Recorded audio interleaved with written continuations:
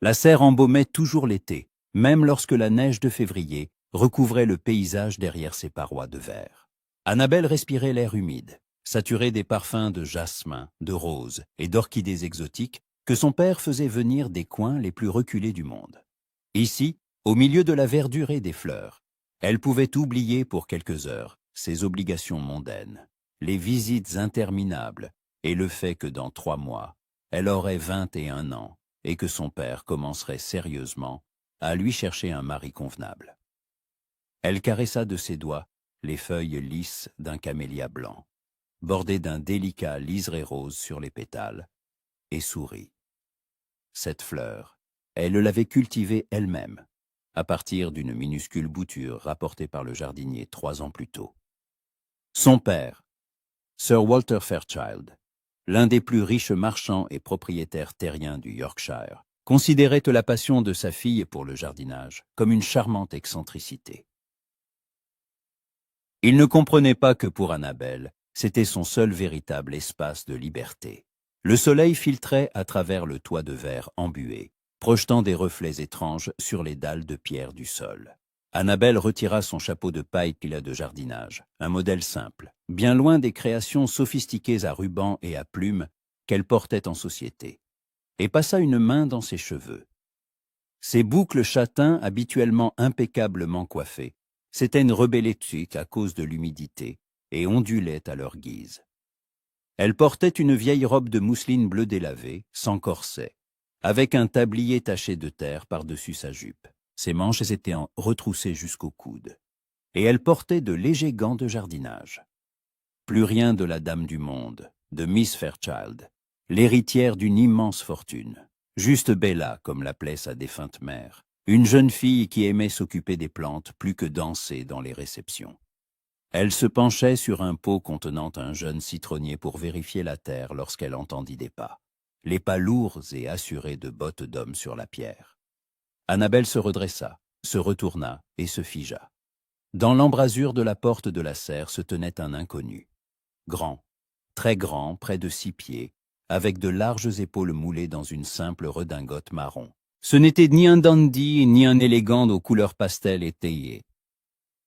Dentelle, mais un homme dont les vêtements respiraient sur le pragmatisme. Un gilet vert foncé, une chemise blanche sans fioritures, un pantalon noir et de hautes bottes de cavalier, encore humides de neige.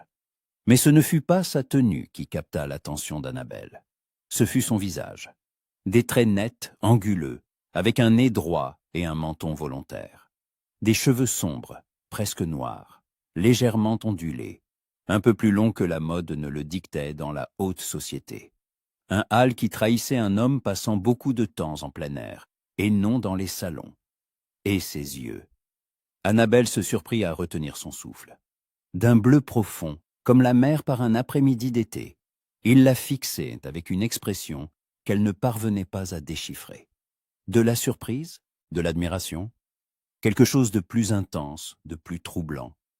Que ton stress. Sa voix était basse, agréable, avec un léger accent du Nord. Quand on revint, Annabelle reprit ses esprits, réalisant son apparence, débraillée, couverte de terre, tout à fait inconvenante pour une dame. Code 121. Tenta-t-elle de donner à sa voix une autorité que sa gouvernante lui avait enseignée. L'inconnu entra, et Annabelle remarqua sa démarche, aisée et confiante, mais sans l'affectation aristocratique, celle d'un homme habitué au travail physique, à l'action, plutôt qu'à l'oisiveté. « Tim de dit, dit-il en s'inclinant légèrement. Le nouveau régisseur du domaine. Sir Walter m'a engagé hier. Aujourd'hui, j'inspecte la propriété, je me familiarise avec l'exploitation. Le régisseur, bien sûr. Annabelle se souvint que son père avait mentionné au petit déjeuner l'embauche d'un nouveau régisseur après le départ à la retraite du vieux Monsieur Collins. Mais elle s'était imaginé un homme âgé comme Collins et non pas cet homme-là. Code 124, dit-elle, essayant de retrouver une once de dignité. Code 25. Quelque chose changea sur son visage.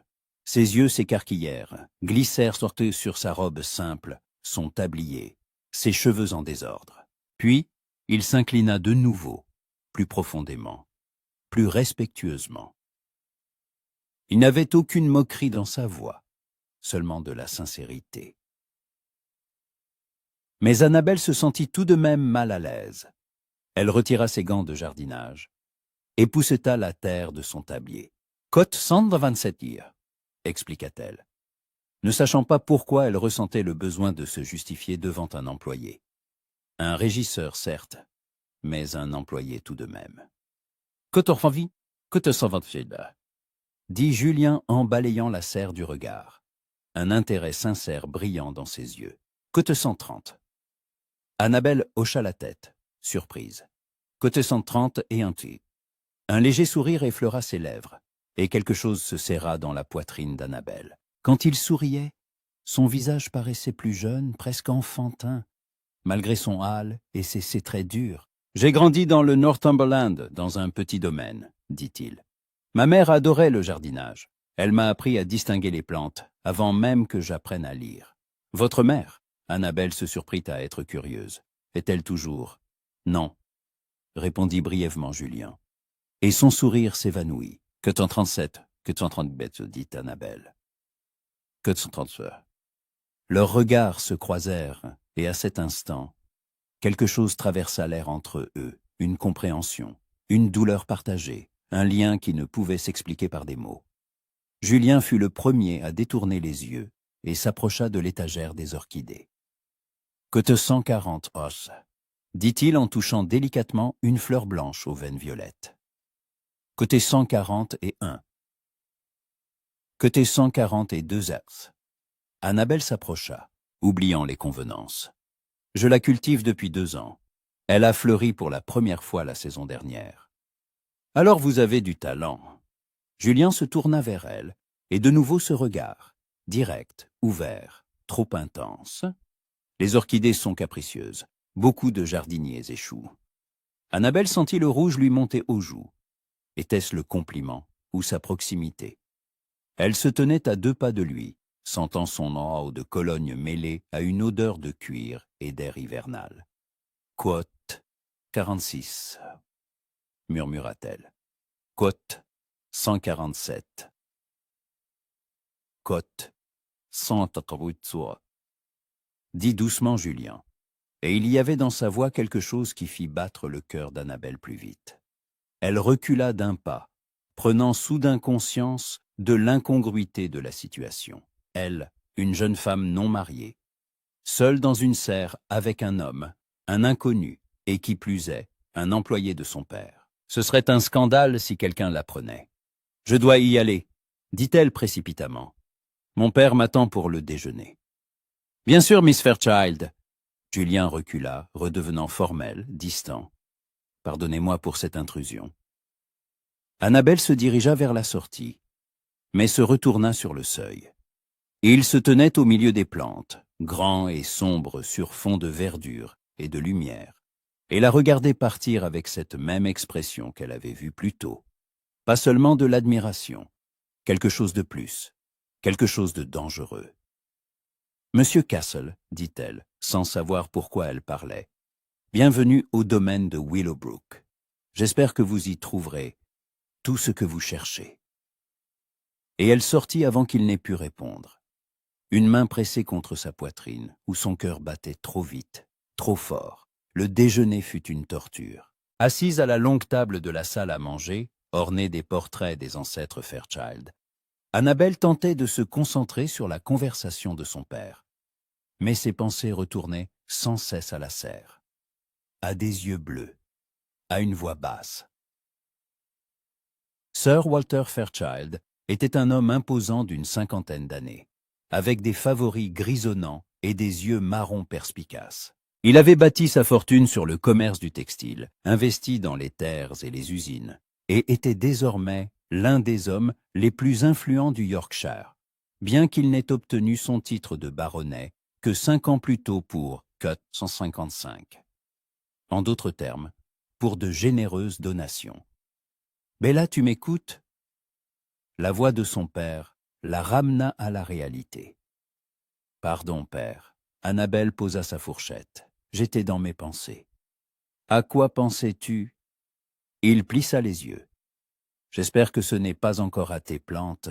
Je ne comprends pas pourquoi une jeune dame s'occupe de la terre comme une simple jardinière. » « Mère aimait la serre, » dit doucement Annabelle, et son père s'adoucit. « Code 662, soupira-t-il. Code 63. » Annabelle serra sa serviette sous la table. « Code 150, côtier. » Sir Walter but une gorgée de vin. « Côté moi si des cotillations. » L'interrompit Annabelle. « Et seule ma dot l'intéresse. » « Et qu'y a-t-il de mal à la dot ?» Son père fronça les sourcils. « Penses-tu que les mariages dans notre milieu se font par amour ? Ce sont des alliances commerciales, Bella. Le plus tôt tu le comprendras, le mieux ce sera. » Annabelle baissa les yeux, sentant l'amertume familière. Elle connaissait les règles. Les filles de riches épousaient des aristocrates, échangeant de l'argent contre un titre, ou d'autres riches, renforçant ainsi les empires commerciaux. L'amour était un luxe qu'elle ne pouvait n'en s'offrir.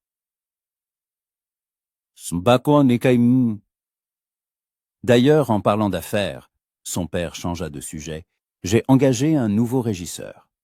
Castle, Julian Castle. Jeune, mais avec d'excellentes recommandations. Il était régisseur sur le domaine du comte de Westmoreland, dans le Northumberland. Le comte s'est personnellement porté garant de lui. Annabelle releva la tête, s'efforçant de garder un visage impassible. Haussa les épaules Sir Walter. Dit Annabelle en s'efforçant de garder un ton neutre, dans la serre. Son père haussa un sourcil, et, il m'a semblé, compétent. Compétent, ricana son père. C'est un grand compliment de ta part, ma chère. D'habitude, tu remarques à peine les domestiques. Annabelle garda le silence, retournant à son assiette. Mais ses pensées s'envolèrent de nouveau vers la serre. Vers des yeux bleus qu'il avait te regarder comme s'il voyait non pas Miss Fairchild, l'héritière d'une fortune, mais simplement Bella. Une jeune fille qui aimait les plantes et souriait quand les camélias fleurissaient. Les jours suivants, Annabelle vécut dans une étrange attente.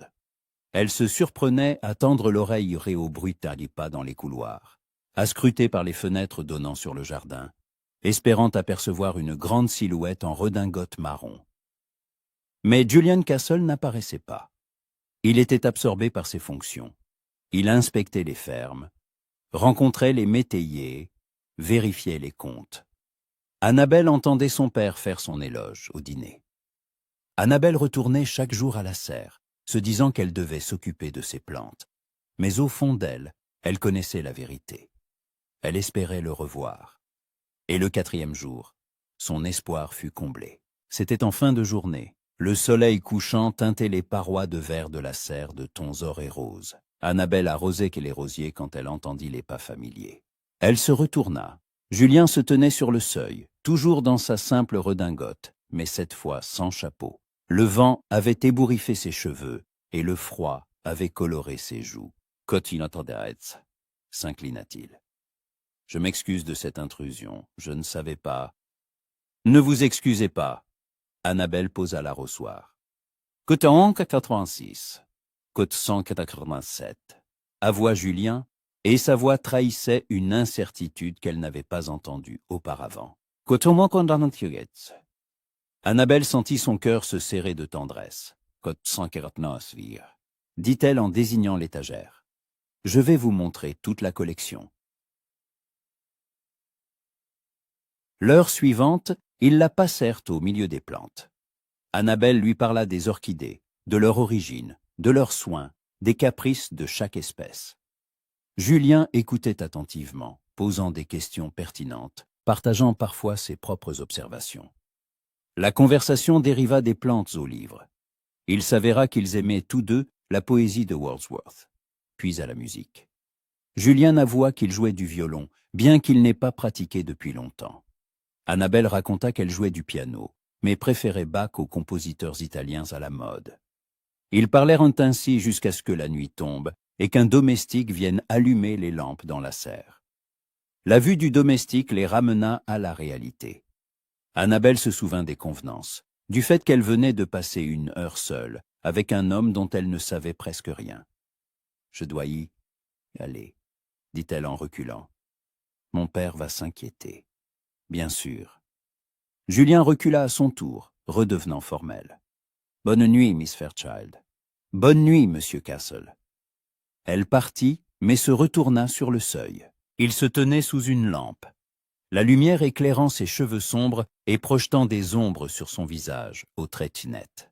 Et il la regardait avec une expression qui lui coupa le souffle.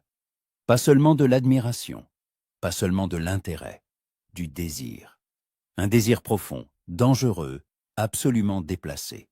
Et Annabelle, à sa grande horreur et à son grand ravissement, comprit qu'elle ressentait la même chose. Février laissa place à mars, et mars apporta avec lui les premiers signes du printemps. Les bourgeons gonflés sur les arbres, les flèches vertes des narcisses perçant la neige fondue, et des soirées de plus en plus longues, où le soleil tardait à se coucher derrière les collines du Yorkshire. Il apporta aussi autre chose, une dangereuse habitude. Annabelle ne pouvait plus se mentir. Elle ne venait pas à la serre pour les plantes. Elle y venait dans l'espoir de le voir. Julian Castle n'y apparaissait pas tous les jours. Ses obligations étaient nombreuses et exigeantes. Mais 2 ou 3 fois par semaine, généralement vers le soir, quand le travail dans les fermes était terminé, il trouvait un prétexte pour passer à la serre. Vérifier la température, examiner les nouvelles pousses que Sir Walter avait commandées à Londres. Demander conseil sur l'agrandissement de la collection, et Annabelle se trouvait toujours là à ce moment-là. Il parlait. Uniquement de plantes, de livres, de musique, de la vie.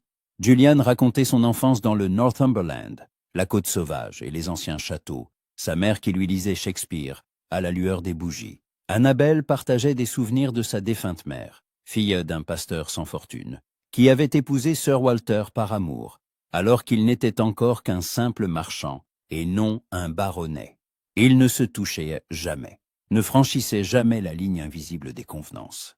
Mais à chaque rencontre, l'air entre eux devenait plus dense, chargé d'un non-dit dangereux et attirant. En cet instant, Annabelle se tenait à la fenêtre de sa chambre, contemplant l'aube qui colorait le ciel de teintes délicates de pêche et de lavande, et tentait de comprendre ce qui lui arrivait. Elle avait 20 ans, elle avait reçu une excellente éducation, lu des romans, savait ce qu'était un engouement, mais ce n'était pas ça. C'était plus profond, plus fort, effroyablement réel. Quand Julien entrait dans la serre, le monde entier se réduisait à sa présence. Sa voix basse et chaude faisait vibrer quelque chose en elle. Ses mains, fortes, hâlées, aux longs doigts. Elle les imaginait caresser son visage, ses cheveux, et ses pensées la faisaient rougir même seule. Et son regard, mon Dieu, son regard. Des yeux bleus qui la fixaient, comme si elle était la seule femme au monde. Pas Miss Fairchild avec son immense dot, pas un parti pour un mariage avantageux, simplement Bella. Un coup à la porte interrompit ses pensées. « Miss Annabelle ?» La voix de la femme de chambre, Hattie. « Votre bain est prêt, et Sir Walter a demandé de vous dire que des invités arriveront pour le déjeuner. » Des invités. Annabelle réprima un soupir. Et il faudrait donc de nouveau enfiler le masque de la dame du monde, sourire, entretenir une conversation vide, faire preuve de bonne manière et de modestie. « Merci, Hattie, j'arrive. » La robe que Hattie avait préparée était d'une fine mousseline couleur brume matinale, gris argenté, presque nacré.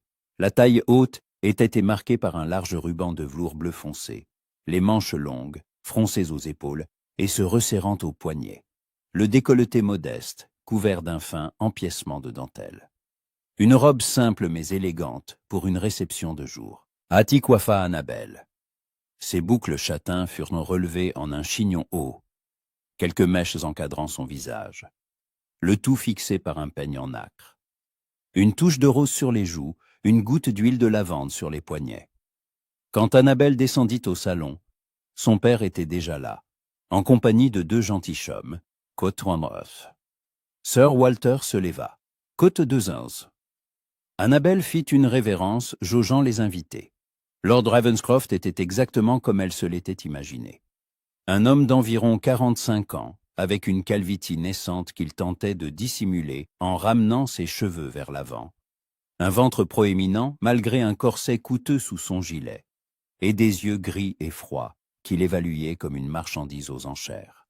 Son neveu, en revanche, était jeune, environ 25 ans, grand, mince, avec des traits agréables et des cheveux blonds coiffés à la dernière mode. Il était vêtu avec élégance, une redingote vert bouteille, un gilet crème, un pantalon couleur moutarde, des bottes d'un éclat miroitant. Autour de son cou, une cravate nouée de manière complexe, retenue par une épingle ornée d'un saphir. « Miss Fairchild !» Lord Ravenscroft s'inclina. Quote de doigt de... Le compliment sonna formel, sans chaleur. Annabelle sourit poliment. « Que te noterai ?» Côte d'Encarta. Monsieur Danvers s'avança, et il y avait plus de sincérité dans sa voix. « Je souhaitais faire votre connaissance depuis longtemps. À Londres, on raconte des légendes à votre sujet. » Des légendes? Annabelle haussa un sourcil. « Je crains, monsieur Danvers, que les rumeurs soient grandement exagérées. Je me rends rarement à Londres. »« C'est d'autant plus intriguant, » sourit-il, et son sourire était agréable. La mystérieuse beauté du Yorkshire qui fuit la vie mondaine. Le déjeuner se déroula au rythme d'une conversation mondaine typique. Lord Ravenscroft parlait principalement avec Sir Walter, de politique, du prix de la laine, des nouvelles lois sur la propriété foncière. Monsieur Danvers tentait de divertir Annabelle avec des récits de la saison londonienne, des dernières premières théâtrales, des scandales de la haute société. Annabelle répondait, souriait, soutenait la conversation, mais ses pensées étaient loin, dans la serre, avec un homme en simple redingote marron et aux yeux bleus. La voix de M. Danvers la ramena au présent, que Thomas. Annabelle voulait refuser, mais elle surprit le regard d'avertissement de son père. Elle comprenait. Ce n'était pas une invitation. C'était une épreuve. Son père considérait M. Danvers comme un prétendant potentiel. Avec plaisir, M. Danvers. Les jardins de Willowbrook étaient en effet splendides, même en mars, alors que la plupart des plantes dormaient encore. Des haies taillées au cordeau, des allées de gravier, une fontaine au centre de la roseraie, des statues de style classique. M. Danvers lui offrit son bras, et Annabelle l'accepta. Ils marchèrent lentement, accompagnés d'une servante, 3 pas derrière eux pour la bienséance. « Miss Fairchild » commença Philippe, « permettez-moi d'être franc. Mon oncle souhaite que je me marie. Il estime qu'à 25 ans, il est temps de me ranger. Il a proposé plusieurs candidates et votre nom figurait parmi elles. » Annabelle apprécia sa franchise. « J'apprécie votre honnêteté, monsieur Danvers. Philippe, je vous en prie, sourit-il. Si nous devons envisager un rapprochement, les formalités sont superflues. Ce que je veux dire, c'est que vous me plaisez. Vous ne ressemblez pas à ces beautés vides que j'ai rencontrées à Londres. Vous êtes intelligente, cultivée, vous avez vos propres centres d'intérêt. Vous déduisez cela après un seul déjeuner. » Une pointe d'ironie perçait dans la voix d'Annabelle. « Je le déduis de la manière dont vous écoutez, » dit Philippe sérieusement. « La plupart des dames écoutent en attendant leur tour de parler. Vous écoutez pour comprendre. C'est rare. » Ils arrivèrent devant la serre, dont les parois de verre scintillaient sous le soleil de mars. Annabelle s'arrêta contemplant le bâtiment familier, et son cœur se serra d'une douce douleur. « C'est votre serre ?» demanda Philippe. « Puis-je y jeter un œil ?» Bien sûr. Ils entrèrent, et Annabelle sentit immédiatement la différence. Avec Philippe, la serre n'était qu'un bel édifice rempli de plantes. Avec Julien, elle était un foyer, un refuge, un lieu où elle pouvait être elle-même. « Impressionnant, » dit Philippe en faisant le tour des étagères d'orchidées. « Côte de 25, côte de 26 itiados, » dit doucement Annabelle. « Côte de 27. » Philippe se retourna, surpris.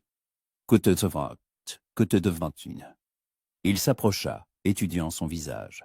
Vous êtes vraiment une femme peu commune, Miss Fairchild. Bella, se corrigea-t-il. La plupart des dames ont peur de se salir les mains. Je ne suis pas comme la plupart des dames. Annabelle se tourna vers les orchidées pour ne pas croiser son regard. Je le vois bien. Philippe garda le silence un instant, puis dit prudemment, Bella, je ne veux pas vous presser, mais mon oncle et votre père discutent de la possibilité d'une alliance entre nos familles. J'aimerais apprendre à mieux vous connaître. Pas comme une fiancée potentielle, mais comme une personne. Puis-je vous rendre visite? Vous écrire? Annabelle savait qu'elle devait accepter. Philippe était un bon parti, parent d'un lord, aisé, cultivé, agréable. Il ne la repoussait pas, ne lui inspirait aucun dégoût. Avec lui, elle pourrait construire une vie supportable.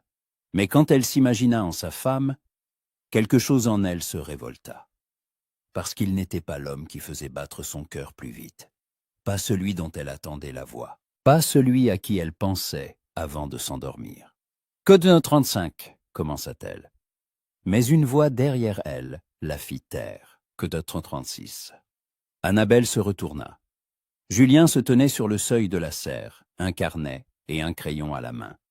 Son visage était impénétrable, mais ses yeux les fixaient, elle et Philippe, avec une expression qui fit se serrer quelque chose dans la poitrine d'Annabelle. « Monsieur Castle. » Elle fit un pas vers lui. « Vous vouliez quelque chose ?»« Je m'excuse de cette intrusion, » dit Julien formellement.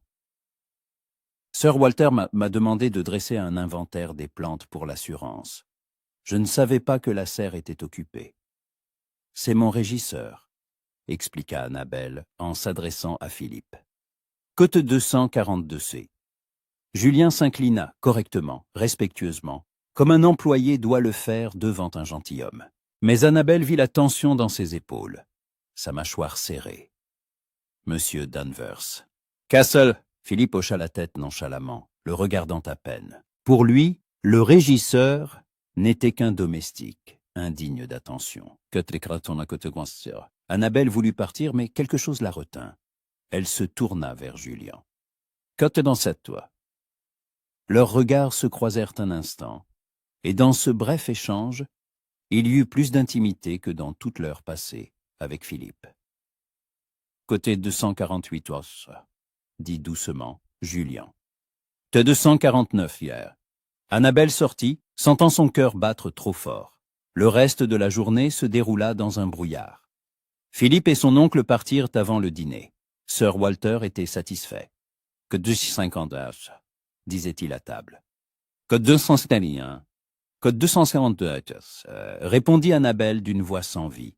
Il a demandé la permission de te faire la cour. J'ai donné mon accord. J'espère que tu ne t'y opposeras pas. Que pouvait-elle dire? Que son cœur appartenait à un autre. À un homme qui travaillait pour son père, qui vivait dans une maison de domestique, qui ne pourrait jamais demander sa main. Comme vous voudrez, père. Sir Walter fronça les sourcils. Bella, qu'as-tu? Tu es pâle, distraite. Es-tu malade? Juste fatiguée. Annabelle posa sa fourchette. Puis-je me retirer? J'ai mal à la tête. Bien sûr, ma chérie, repose-toi. Mais Annabelle n'alla pas dans sa chambre. Elle jeta un châle sur ses épaules et sortit dans le jardin. Il faisait déjà nuit. Le vent froid de mars agitait ses cheveux, mais elle ne le sentait pas. Ses pas la menèrent d'eux-mêmes à la serre. À l'intérieur, une lumière brûlait. Une seule lampe sur une table près de la fenêtre. Et là, penché sur un carnet, était assis Julien. Il leva la tête quand elle entra et se mit debout. « Que 60. Annabelle ferma la porte derrière elle. « Que 261. Une piètre excuse. Et ils le savaient tous les deux. Julien la regarda longuement, puis contourna lentement la table, s'approchant. « Monsieur Danvers ?» Sa voix était basse, prudente. Il semble un digne gentilhomme. « Oui. » Annabelle ne le quittait pas des yeux. « Très digne. Votre père approuve ?»« Totalement. Alors j'acceptais mes félicitations. » Julien s'arrêta à un pas d'elle. « Je suis sûr que vous serez très heureuse. » Annabelle laissa échapper un rire bref et amer. Heureuse? Pensez-vous qu'il soit question de bonheur? De quoi d'autre, alors? Julian pencha la tête, étudiant son visage. Du devoir, des convenances, de ce qu'on attend de la fille de Sir Walter Fairchild. Annabelle se détourna, s'approchant de l'étagère des orchidées. D'un mariage raisonnable avec un homme convenable d'une famille convenable. Mais pas d'amour, dit doucement Julienne derrière elle. Annabelle se figea, la main posée sur la feuille lisse d'une orchidée. Côté dos 50, côté nocéos. La question était simple, mais chargée d'une telle douleur qu'Annabelle se retourna. Julien se tenait sous la lampe, la lumière éclairant son visage, accentuant ses pommettes saillantes, son nez droit, ses lèvres serrées en une fine ligne. Et ses yeux bleus la regardèrent avec une telle angoisse, un tel désir, que son souffle se coupa. « Coton sieto » murmura Annabelle. « Coton sanie » Il fit un pas de plus. « Coton tinti, coton docassa » La voix d'Annabelle tremblait. « Et vous êtes… » « Le régisseur, si, termina-t-il. Un domestique, un homme qui vit du salaire de votre père. Ce n'est pas ce que je… Mais c'est la vérité. » Julien était maintenant tout près, dangereusement près. Il y a un abîme dit entre nous, un abîme infranchissable. Je sais, souffla Annabelle. Je le sais. Chaque jour, je me dis que je dois cesser de venir ici, que je dois oublier, mais je ne peux pas. Bella. Il prononça son nom comme une prière. Ne faites pas ça. Ne dites pas ce que nous ne pouvons nous permettre de dire, ni l'un ni l'autre. Pourquoi? Elle leva les yeux, les larmes lui brûlant les paupières. Pourquoi devrais-je me taire? Prétendre que je ne ressens pas ce que je ressens? Épouser Philippe ou un autre gentilhomme convenable et passer le reste de ma vie à penser à toi? Le dernier mot s'était échappé. Cote 293 ou passe cote 194 Pizia. La barrière de la formalité s'était effondrée. Julien ferma les yeux. Ses mains se serrèrent en poing. « Tu ne peux pas vouloir ça. » Sa voix était rauque. « Je ne peux rien t'offrir, ni titre ni position. Le salaire d'un régisseur, c'est tout ce que j'ai. Ton père me détruirait s'il apprenait que j'ai osé. » Osé quoi? Annabelle fit un pas vers lui, et il n'y avait plus que quelques centimètres entre eux. « Que te contentais-tu? Que te dantimayenna » souffla Julien. « Que te 300 que te 300 » murmura Annabelle, et elle fit ce dont elle rêvait depuis des semaines. Elle posa sa main sur sa poitrine. Sous sa paume, son cœur battait. Vite, fort. Julien recouvrit sa main de la sienne, chaude, grande, cailleuse par le travail. « Que te 302 » Il y avait de l'angoisse dans sa voix. Si nous franchissons cette ligne, il n'y aura pas de retour en arrière. Je ne veux pas de retour en arrière. Elle leva sa main libre, toucha son visage, sa joue rêche, sa mâchoire forte. Julien frissonna sous son contact, ses yeux se fermèrent. « Mon Dieu, aidez-moi » murmura-t-il. « Mais je ne peux plus lutter. » Et il l'embrassa. Ses lèvres étaient douces, chaudes, tendres. Pas du tout comme elle s'y attendait de la part d'un homme à l'apparence si sévère. Le baiser commença prudemment, presque timidement, comme une question à laquelle elle répondit en se haussant sur la pointe des pieds, en enlaçant son cou de ses bras. Alors le baiser s'approfondit, devint plus exigeant. Les mains de Julien enserrèrent sa taille, la rapprochèrent, si près qu'elle sentait chaque ligne de son corps à travers la fine mousseline de sa robe. Le monde cessa d'exister. Il ne restait plus que deux, enlacés, au milieu des orchidées et des roses, s'embrassant avec le désespoir de ceux qui savent que c'est peut-être leur unique chance. Quand ils se séparèrent enfin, ils étaient tous deux à bout de souffle. Julien appuya son front contre le sien, ses mains la tenant toujours. « Qu'avons-nous fait » murmura-t-il. « Ce que nous aurions dû faire depuis longtemps » répondit Annabelle, en effleurant ses lèvres du bout des doigts. Il attrapa sa main, lui baisa la paume. « Ton père me tuera s'il la prend. » « Alors il ne la prendra pas » Annabelle s'écarta, le regardant dans les yeux. Cote trointe cotobos. Julien eut un sourire amer. Cote troite cototobadas, l'interrompit Annabelle. Je le sais, mais il doit y avoir un moyen. Il le faut. Julien prit son visage entre ses mains, plongea son regard dans le sien. Je ne veux pas détruire ta vie. Tu la sauves, murmura Annabelle. Ne le comprends-tu pas? Sans toi, je ne fais qu'exister. Avec toi, je vis. Il l'embrassa de nouveau, brièvement, tendrement. Que te 319, promit-il. Que te 320. Le bruit de pas à l'extérieur les fit s'écarter brusquement. Julien se précipita vers la table, attrapa son carnet. Annabelle se tourna vers les orchidées, feignant d'examiner une feuille. La porte s'ouvrit. Hamden, le majordome, entra. « Côte trois bondion, s'inclina-t-il. Sir Walter m'a chargé de vous dire qu'il se fait tard.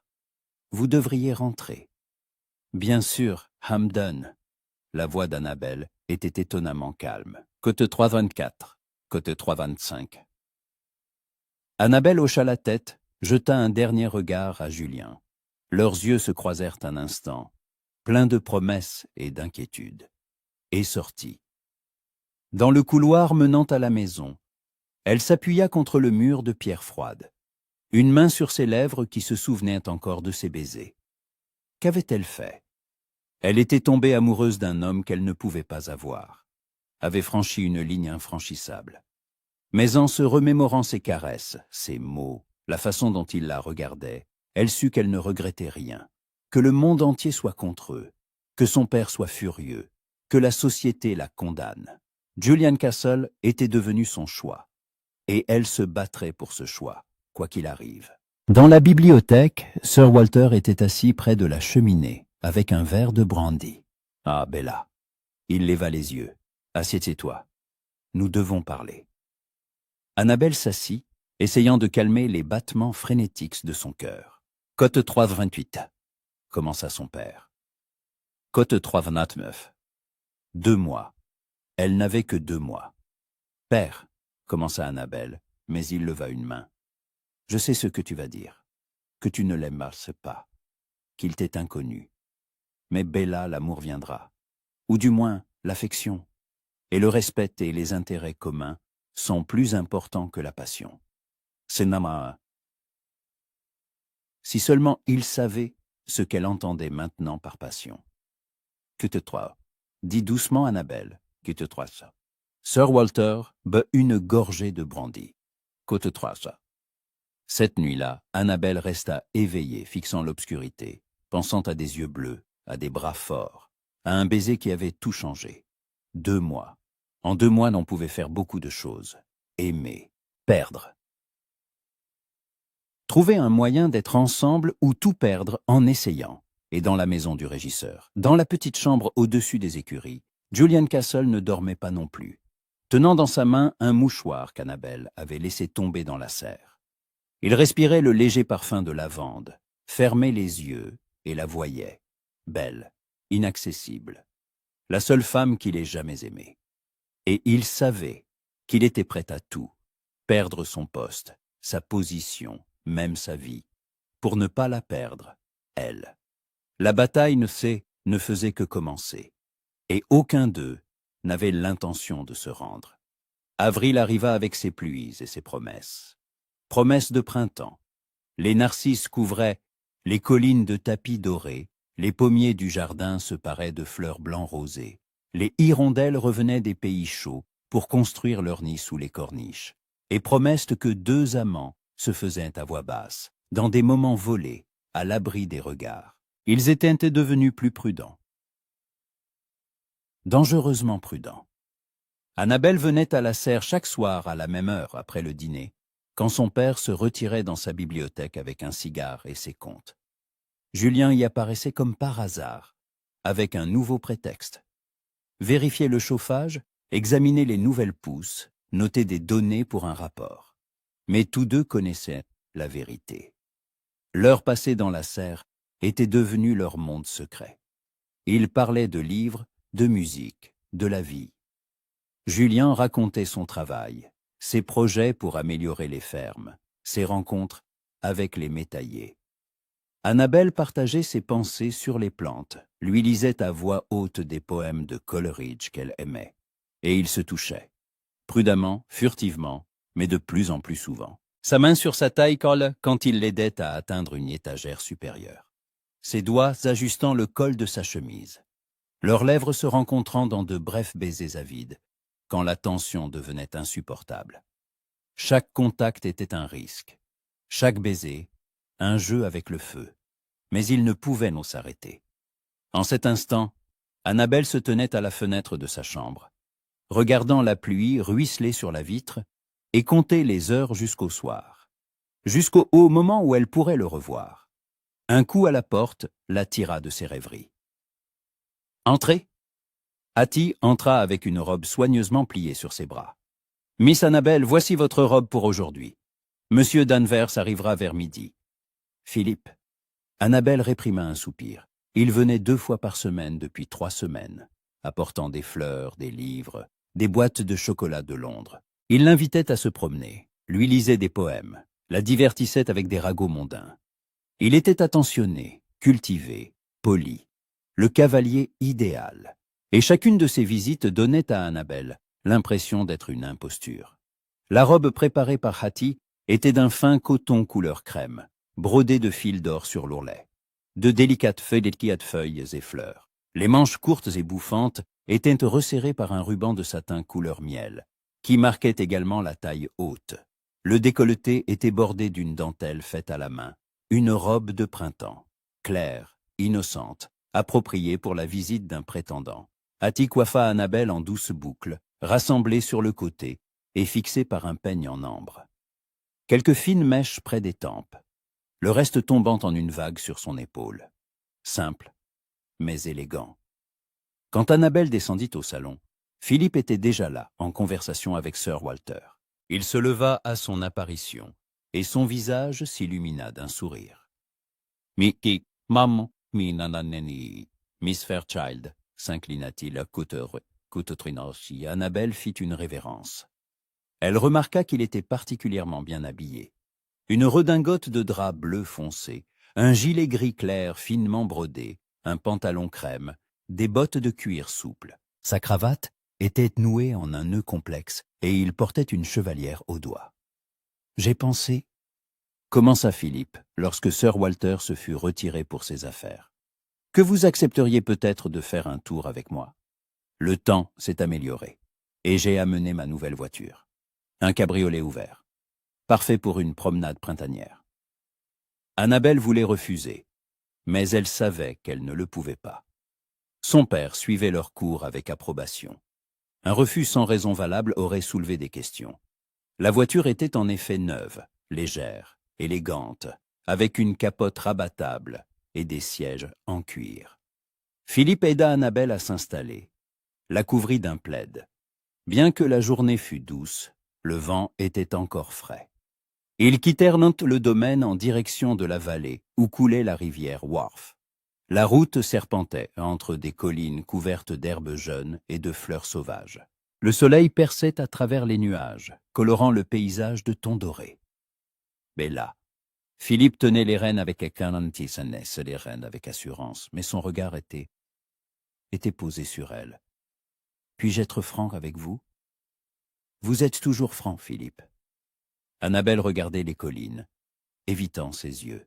« Pas autant que je le voudrais. » Il marqua une pause, puis dit « Je sais que notre rencontre a commencé par la volonté de nos familles, que c'était plus un arrangement d'affaires qu'une histoire romantique.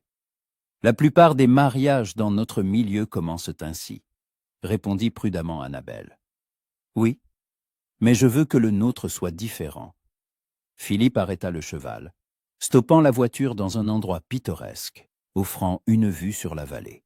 « Mais là, au cours de ces semaines, je me suis sincèrement attaché à vous. Vous êtes intelligente, bonne, intéressante. Avec vous, je peux être moi-même, et non jouer le rôle d'un dandy mondain. » Annabelle sentit une pointe de culpabilité. Il était sincère. Si sincère que cela lui faisait mal. « Philippe, laissez-moi finir. » Il se tourna vers elle, prenant sa main dans la sienne. « Je sais que vous ne m'aimez pas. Pas encore. Mais j'espère qu'avec le temps, l'affection pourra se transformer en quelque chose de plus. Je suis prête à s'attendre, à être patient, à vous prouver que je peux vous rendre heureuse. » Ses yeux la regardèrent avec tant d'espoir, tant de sincérité, qu'Annabelle eut envie de pleurer. Il méritait la vérité. Il méritait une femme qui l'aimerait de tout son cœur. Mais cette femme n'était pas elle. « Vous êtes très bon, Philippe, » dit-elle doucement, « et j'apprécie votre honnêteté. Mais je dois être honnête avec vous aussi. Je ne suis pas sûr de pouvoir vous donner ce que vous cherchez. » Quelque chose changea sur son visage. De la déception? De la douleur? Y a-t-il quelqu'un d'autre? Demanda-t-il sans détour. Annabelle se figea. Il ne pouvait pas savoir. Personne ne savait. Ils avaient ainsi été si prudents. Pourquoi demandez-vous cela? Parce que lorsque vous me regardez, Philippe relâcha sa main. Il n'y a pas dans vos yeux cette flamme que je vois quand vous parlez de vos plantes ou de musique. Vous êtes polie, même amicale, mais pas amoureuse. Et je commence à penser que votre cœur est déjà pris. Annabelle se détourna, regardant la vallée où la rivière argentée serpentait entre des rives verdoyantes. « Mon cœur est compliqué, » dit-elle enfin. « Ce que je ressens et ce que je dois faire sont deux choses différentes. » « Il y a donc quelqu'un ?» Philippe s'adossa au siège. Côte 363. Annabelle ne répondit pas, et son silence fut plus éloquent que n'importe quel mot. « Bella !» Philippe se tourna vers elle. « Je ne vous demanderai pas qui il est, ce sont vos affaires. Mais je vous dirai ceci.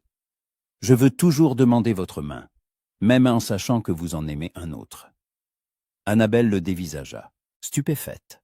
« Pourquoi ? Parce que je crois qu'avec le temps, vous pourrez l'oublier.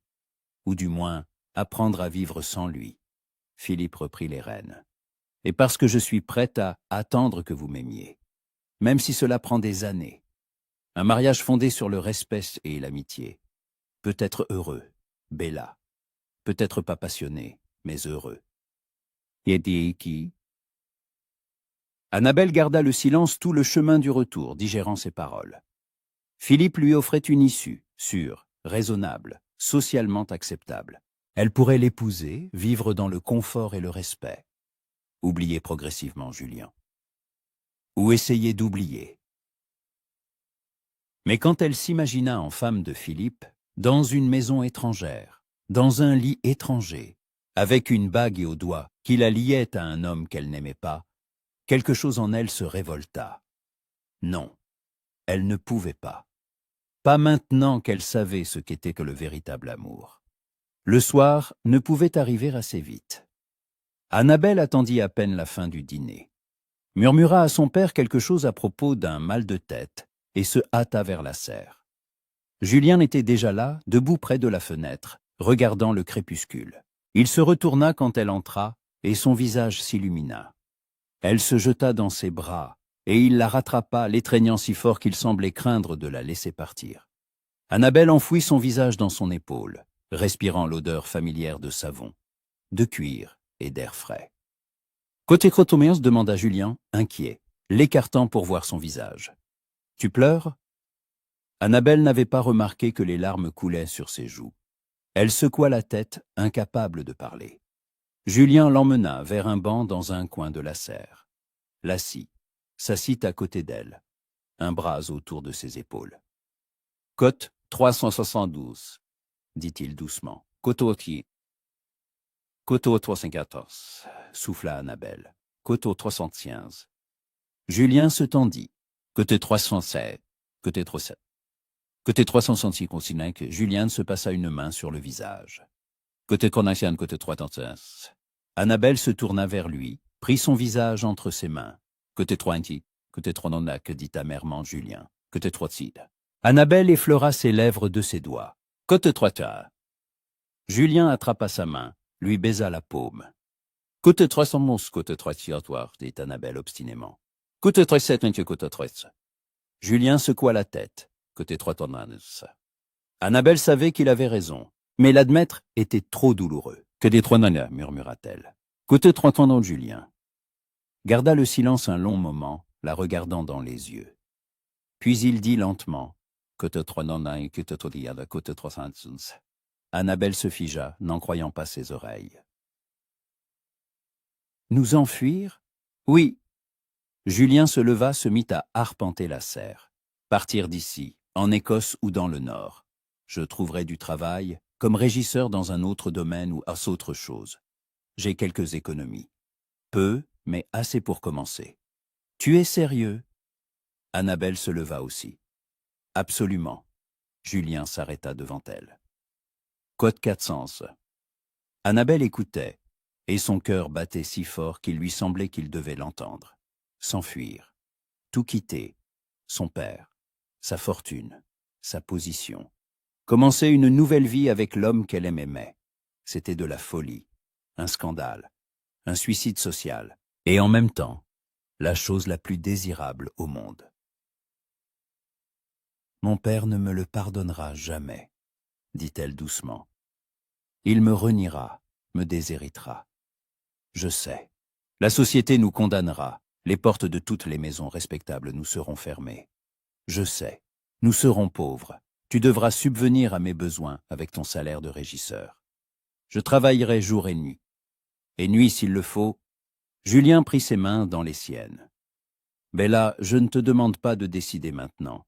C'est un choix immense et tu dois être sûr.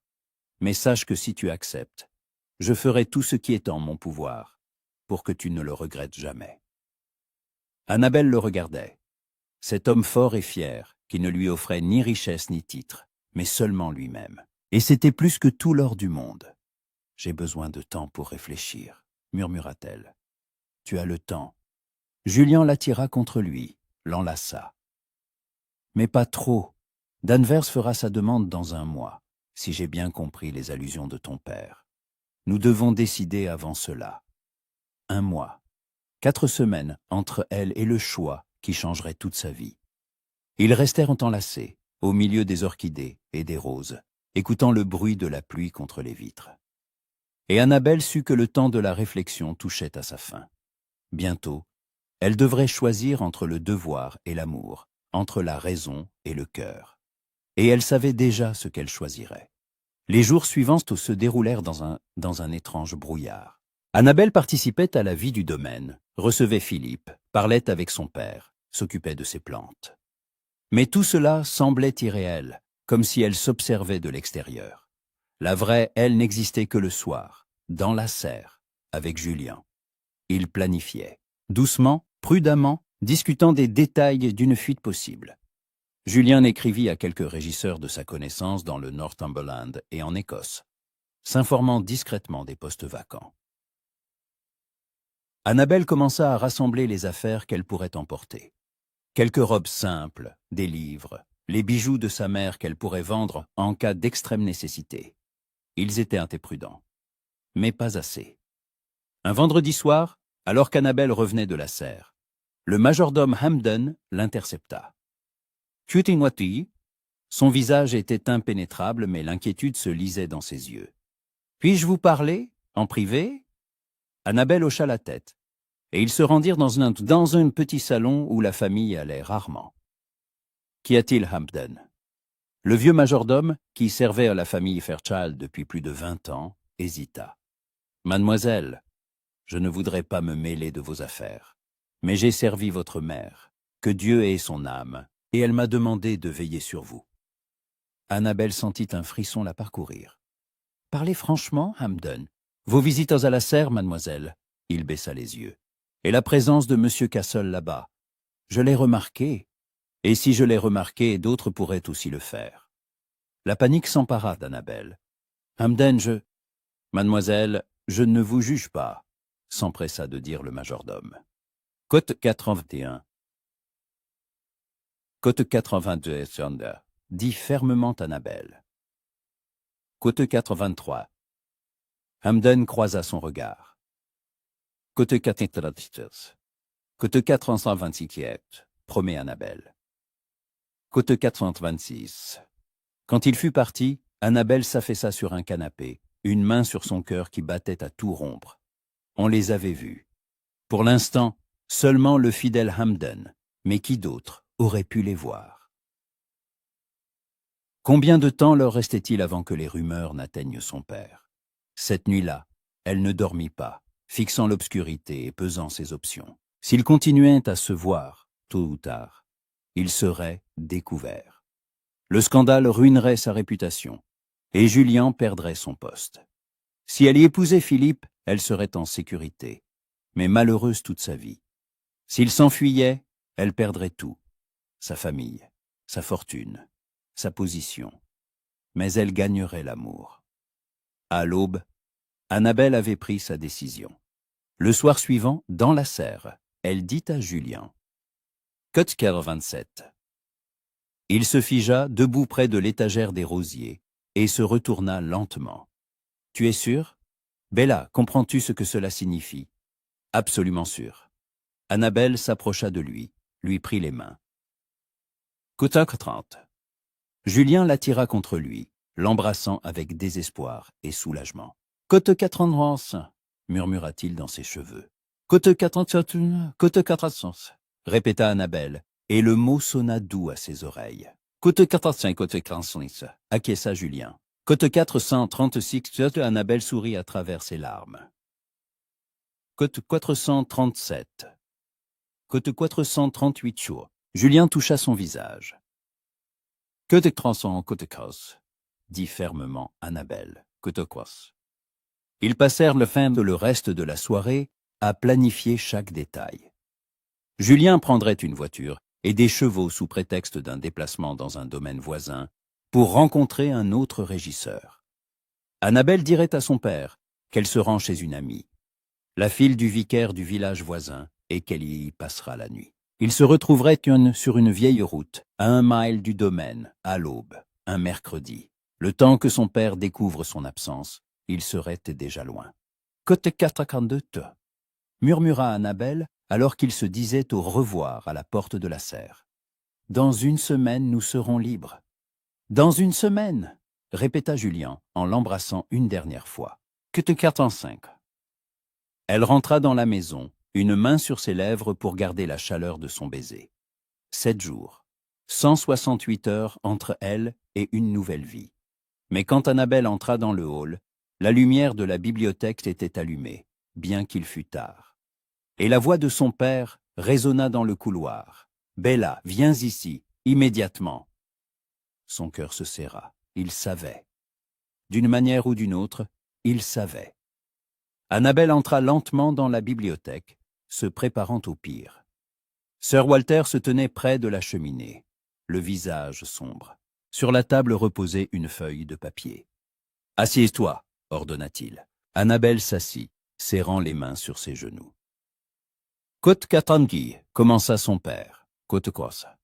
Mercredi, le jour de leur fuite. Côte 400. Côte 415. L'interrompit Sir Walter. De plus, j'ai invité Lord Ravenscroft et Philippe à déjeuner mercredi. Il y aura une annonce officielle des fiançailles. J'ai déjà commandé la bague. Annabelle sentit le monde s'effondrer autour d'elle. Mais je n'ai pas accepté. Tu accepteras? La voix de son père était inflexible. Bella, c'est un parti magnifique. Philippe est bon avec toi, son oncle est influent. Les conditions financières se sont excellentes. Tu n'as aucune raison de refuser. J'ai une raison. Annabelle se leva sentant la colère et le désespoir se battre en elle. Je ne l'aime pas. L'amour. Sir Walter balaya l'objection d'un geste. Tu es encore jeune, Bella. Penses-tu que j'aimais ta mère quand je l'ai épousée? L'affection est venue plus tard. C'est toujours ainsi. Non. Annabelle secoua la tête. Mère m'a dit que vous vous êtes aimés au premier regard. Que vous vous êtes mariés contre la volonté de son père, parce que vous ne pouviez pas vivre l'un sans l'autre. Sir Walter se figea, et quelque chose passa dans ses yeux. De la douleur. Un souvenir? C'était il y a longtemps, dit-il doucement. J'étais jeune et stupide. Je pensais que l'amour était plus important que tout. Mais ta mère est morte, Bella. Elle m'a laissé seule, et j'ai compris que l'amour ne protège pas de la douleur. Un choix raisonnable. la stabilité, voilà ce qui compte. Je ne veux pas d'un choix raisonnable, murmura Annabelle. Je veux ce que vous aviez, vous et mère. Je veux aimer et être aimé. Alors aime Philippe. Sir Walter s'approcha d'elle, posa ses mains sur ses épaules. Donne-lui une chance. C'est un homme bien. Tu peux être heureuse avec lui. Annabelle regarda son père dans les yeux et y vit non pas de la cruauté, mais de l'inquiétude, déformée, mal avisée, mais de l'inquiétude. Il croyait sincèrement faire ce qu'il y avait de mieux pour elle. Mais il ne connaissait pas la vérité, ne savait rien de Julien, de l'amour qui remplissait déjà son cœur, au point de ne laisser aucune place à un autre. « Puis-je réfléchir jusqu'à mercredi ?» demanda-t-elle. Bien sûr. Son père l'embrassa sur le front. Annabelle sortit de la bibliothèque et courut presque jusqu'à sa chambre. Elle ferma la porte, s'y adossa, essayant de calmer sa respiration. Mercredi. Philippe ferait sa demande mercredi, le jour même où elle devait s'enfuir avec Julien. Une coïncidence, ou son père soupçonnait-il quelque chose? Peu importe. Le plan ne changeait pas. Il devait simplement partir plus tôt, avant que Philippe n'arrive.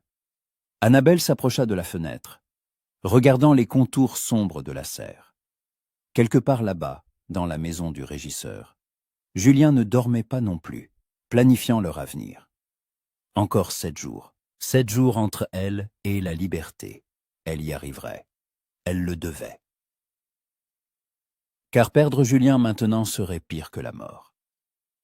Les jours jusqu'à mercredi s'écoulèrent avec une lenteur angoissante et une rapidité vertigineuse. Chaque matin, Annabelle se réveillait en pensant. Plus que 6 jours, plus que 5, plus que 4. Chaque soir, elle se couchait en serrant contre son cœur le médaillon de sa mère et murmurait une prière pour avoir la force et le courage. Elle continuait de jouer le rôle de la fille obéissante. Elle souriait au petit déjeuner, discutait du temps et des nouvelles de Londres avec son père, recevait Philippe avec la politesse requise. Mais à l'intérieur, chaque cellule de son corps criait « Bientôt, bientôt, bientôt ». Le lundi, elle le passa à rassembler discrètement ses affaires. Pas de robe. Il y en avait trop, elles auraient attiré l'attention. Seulement le nécessaire. 2 robes simples en coton résistant, l'une vert foncé, l'autre marron, qui ne trahiraient pas la saleté de la route. Un châle chaud en laine. Une chemise de nuit. Des sous-vêtements de rechange. Des chaussures de marche solides, et non les escarpins délicats en satin qu'elle portait au salon. Les bijoux de sa mère. Un collier de perles. Des boucles d'oreilles en or. Un bracelet avec des saphirs. Non pas pour les vendre, mais parce que c'était tout ce qui lui restait de sa mère, et Annabelle ne pouvait les laisser derrière elle. Des livres. 3 minces recueils à penseuil de poèmes qu'elle aimait. Les lettres de sa mère, conservées dans un coffret. Un portrait miniature de ses parents, peint des années auparavant, quand ils étaient jeunes et amoureux. Elle cacha tout cela dans une petite malle de voyage, qu'elle dissimula ensuite au fond de sa garde-robe, sous des robes. Le mardi, Hattie remarqua sa nervosité. « Côte 411, » dit la femme de chambre en arrangeant sa coiffure avant le déjeuner. « Cotoundou. » Côte 413 lire. Annabelle regarda son reflet. Un visage effectivement pâle, des cernes sous les yeux. Cassandrien, que de sens ça. Hattie joignit les mains, côté K. Annabelle tenta de sourire, mais son sourire fut forcé, côté. La robe de ce jour était en mousseline rose pâle, presque pêche, avec des marguerites blanches brodées sur le corsage. Les manches longues, froncées aux épaules par un large ruban de satin du même rose, marquaient la taille haute. La jupe était droite, avec une petite traîne, l'ourlet orné de fines dentelles. Une robe printanière, innocente, appropriée pour une fiancée. Mais Annabelle se sentait comme une imposture en la portant. La rencontre avec Julien le mardi soir fut brève et tendue. Il l'attendait dans la serre, adossé à une étagère, le visage sombre. « Que te crois-tu » demanda-t-il quand Annabelle entra. « Côte sasneur. Coute Corson, acquiesça Julien. Coute Corson. Annabelle s'approcha et il l'enlaça, la serrant contre lui. Kote-katanzia. Sa voix était rauque. Kote-kota. Kote-katritia. Dit fermement Annabelle, bien que quelque chose se serrait de peur en elle. Kote-435. Julien toucha son visage, son pouce caressant doucement sa joue. Kote-435, promit-il. Kote-435. Ils s'embrassèrent longuement, désespérément, comme pour se rassasier l'un de l'autre au cas où quelque chose tournerait mal. Les mains de Julien glissaient sur son dos, s'enfouissaient dans ses cheveux. Annabelle se pressait contre lui, sentant la fermeté de son corps, la force de ses bras, et pensait « Bientôt, bientôt, il sera mon mari, et ses caresses ne seront plus volées, interdites. » Quand ils se séparèrent, ils étaient tous deux à bout de souffle. « Côte 89 » murmura Julien. « Côte croisant, côte chardin » promit Annabelle. « Côte courte. » Un dernier baiser, une dernière étreinte, et elle partit sans se retourner, car elle savait que si elle le faisait, elle ne pourrait plus jamais partir. Mercredi commença sous la pluie. Annabelle fut réveillée par le bruit des gouttes tambourinant contre la fenêtre. Et un instant, la panique la submergea. La pluie. Les routes seraient boueuses, glissantes. Leur fuite serait ralentie. Mais il était trop tard pour reculer. Elle s'habilla seule, sans appeler Hattie. La femme de chambre aurait pu remarquer que sous sa robe de jour habituelle, Annabelle portait une tenue de voyage. Une robe vert foncé en coton épais, sans ornement, avec des manches longues et un col haut. Un corset chaud, un jupon de laine, des bottines solides à lacets. Par-dessus tout cela, une robe du matin habituelle en mousseline gris clair avec des rubans bleus, assez ample pour cacher les couches supplémentaires de vêtements. Elle coiffa ses cheveux simplement, les rassemblant en un chignon sur la nuque, sans boucles compliquées. Dans sa malle de voyage, elle ajouta les dernières choses. Le peigne de sa mère, un flacon de parfum, des bas de rechange.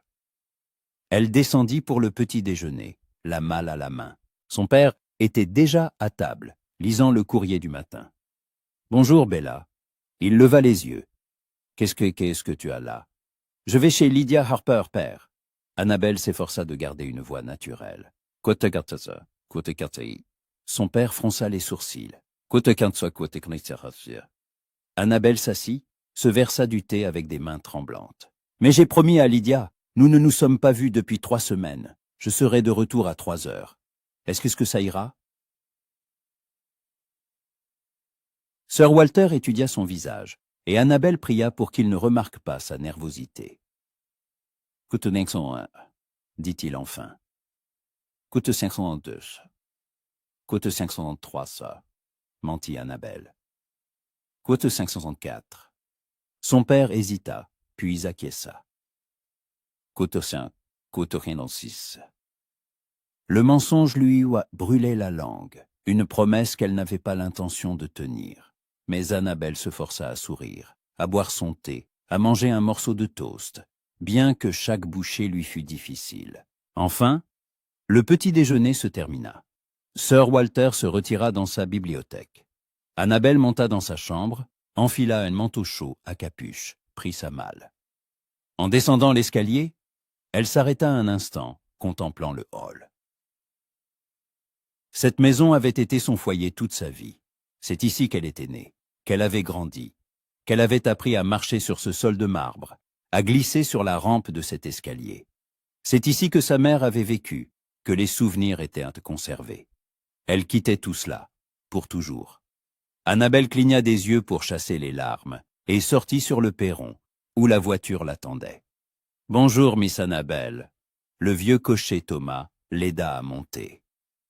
Côte fin 108. Côte fin 9. Annabelle prit une profonde inspiration. Côte fin 7. Thomas hocha la tête sans poser de questions, et la voiture s'ébranla. La pluie s'intensifia, tambourinant sur le toit. Annabelle regardait par la fenêtre les paysages familiers qui défilaient. Les prairies, les collines, les fermes de son père. C'était la dernière fois qu'elle voyait tout cela. Quand la voiture tourna sur la route du Nord, Le cœur d'Annabelle se mit à battre si fort qu'il lui semblait que le monde entier devait l'entendre. Et c'est là qu'elle le vit. Julien se tenait sous le vieux chêne, tenant par la bride 2 chevaux attelés à une légère voiture de voyage. Il portait un manteau sombre, trempé par la pluie, ses cheveux collés à son front. Mais quand il vit sa voiture, son visage s'illumina. « 1450 » dit Annabelle. La voiture s'arrêta. Julien s'approcha, ouvrit la portière, lui tendit la main. Et c'est alors qu'Annabelle vit l'expression sur le visage de Thomas. Le choc, la compréhension, la déception. « Miss Annabelle » Le vieux cocher se retourna. « Êtes-vous sûr de ce que vous faites » Annabelle croisa son regard. « Absolument sûr, Thomas. Sir Walter sera... » Il s'interrompit, secouant la tête. « Que Thomas son est. » La voix d'Annabelle se brisa. « Dites-lui que je l'aime, mais que je ne peux pas vivre la vie qu'il a choisie pour moi. Dites-lui que je lui demande pardon. Mademoiselle, s'il vous plaît, ô Thomas, vous avez connu ma mère. Elle aurait compris. » Le vieux cocher garda le silence, puis hocha lentement la tête. « Oui, mademoiselle, la défunte Madame Fairchild aurait compris. Elle aussi a choisi l'amour. » Annabelle sentit les larmes lui brûler les yeux. Elle se pencha et embrassa Thomas sur la joue. « Merci pour tout. » Puis elle prit la main de Julien et sortit de la voiture. Les heures suivantes furent floues, comme le paysage derrière la fenêtre de la voiture qui filait. La pluie, la route, le martèlement des sabots. Julien menait les chevaux rapidement mais prudemment, contournant les flaques et les nids de poules. Annabelle était assise à côté de lui, blottie contre son épaule, n'arrivant pas à croire que cela se produisait réellement. Ils l'avaient fait. Ils s'étaient enfuis. Ils avaient tout laissé derrière eux, son père, la richesse, Philippe, les attentes de la société. « Côte 522 » demanda Julien, sans quitter la route des yeux. « Côte 523, sire » avoua honnêtement Annabelle. « Côte 524, mai » il lui serra la main. « Côte 125, c'est l'Écosse, où il se marierait, où il deviendrait né mari et femme. » « Et si père envoie des gens à notre poursuite ?» demanda doucement Annabelle. « Le temps qu'il découvre ton absence, nous serons trop loin. » Julien lui jeta un regard rapide. « Et une fois que nous serons mariés, il ne pourra rien faire. Tu seras ma femme, et la loi sera de notre côté. La loi peut-être, mais pas la société, pas sa famille. » Annabelle s'adossa au siège, regardant le ciel gris. Quelque part là-bas, à Willowbrook, Philippe devait être arrivé. Il l'attendait. Son père commençait à s'inquiéter. Peut-être avait-il déjà envoyé quelqu'un chez le vicaire pour savoir où elle était. Peut-être que Thomas avait déjà dit la vérité. Elle imagina le visage de son père. La colère, la déception, la douleur. Il ne lui pardonnerait jamais. Elle le savait. Sir Walter Fairchild était un homme fier, inflexible. Une fille qui s'enfuit avec un régisseur, déshonorant la famille. Pour lui, c'était impardonnable. « Tu regrettes ?» La voix de Julien la ramena au présent. Annabelle se tourna vers lui, regardant son profil acéré, ses mains fortes tenant les rênes, ses lèvres qu'il avait embrassées si tendrement. « Côte Saint-Anse » dit-elle, « Côte Saint-Gouin. » Julien ralentit les chevaux, arrêta la voiture sur le bas-côté, sous un orme touffu qui les abritait de la pluie. Il se tourna vers elle, prit son visage entre ses mains. « Côte Quintogouche, promit-il, Côte Saint-Trois-Sois. » Et il l'embrassa, longuement, profondément, sans se cacher, sans se dissimuler. Le baiser de gens libres qui n'avaient plus besoin de se cacher. Quand ils se séparèrent, Annabelle souriait à travers ses larmes. « Côte 634, » dit-elle. « Côte 135. » Le soir, ils atteignirent l'auberge du Cheval Blanc, dans une petite ville à la frontière du Yorkshire et de Durham. La pluie avait cessé, mais les routes étaient boueuses et les chevaux fatigués. Julien aida Annabelle à descendre, Et ils entrèrent dans la salle commune, chaude et enfumée, où flottaient des odeurs de viande rôtie, de bière et de laine humide. L'aubergiste, un homme corpulent au visage rouge et au tablier blanc, les jaugea d'un regard expert. « Bonsoir, vous cherchez une chambre ?»« 2 chambres, » dit Julien, et Annabelle ressentit une vague de gratitude pour sa délicatesse. Il n'était pas encore marié. Il n'allait pas la compromettre plus qu'il ne l'avait déjà fait. 2 chambres, l'aubergiste hocha la tête. Côte 539. Côte 539, répondit Julien sans hésiter. Le mensonge venait facilement. Annabelle s'étonna de la rapidité avec laquelle ils avaient tous deux appris à tromper. Leurs chambres étaient au premier étage, petites mais propres.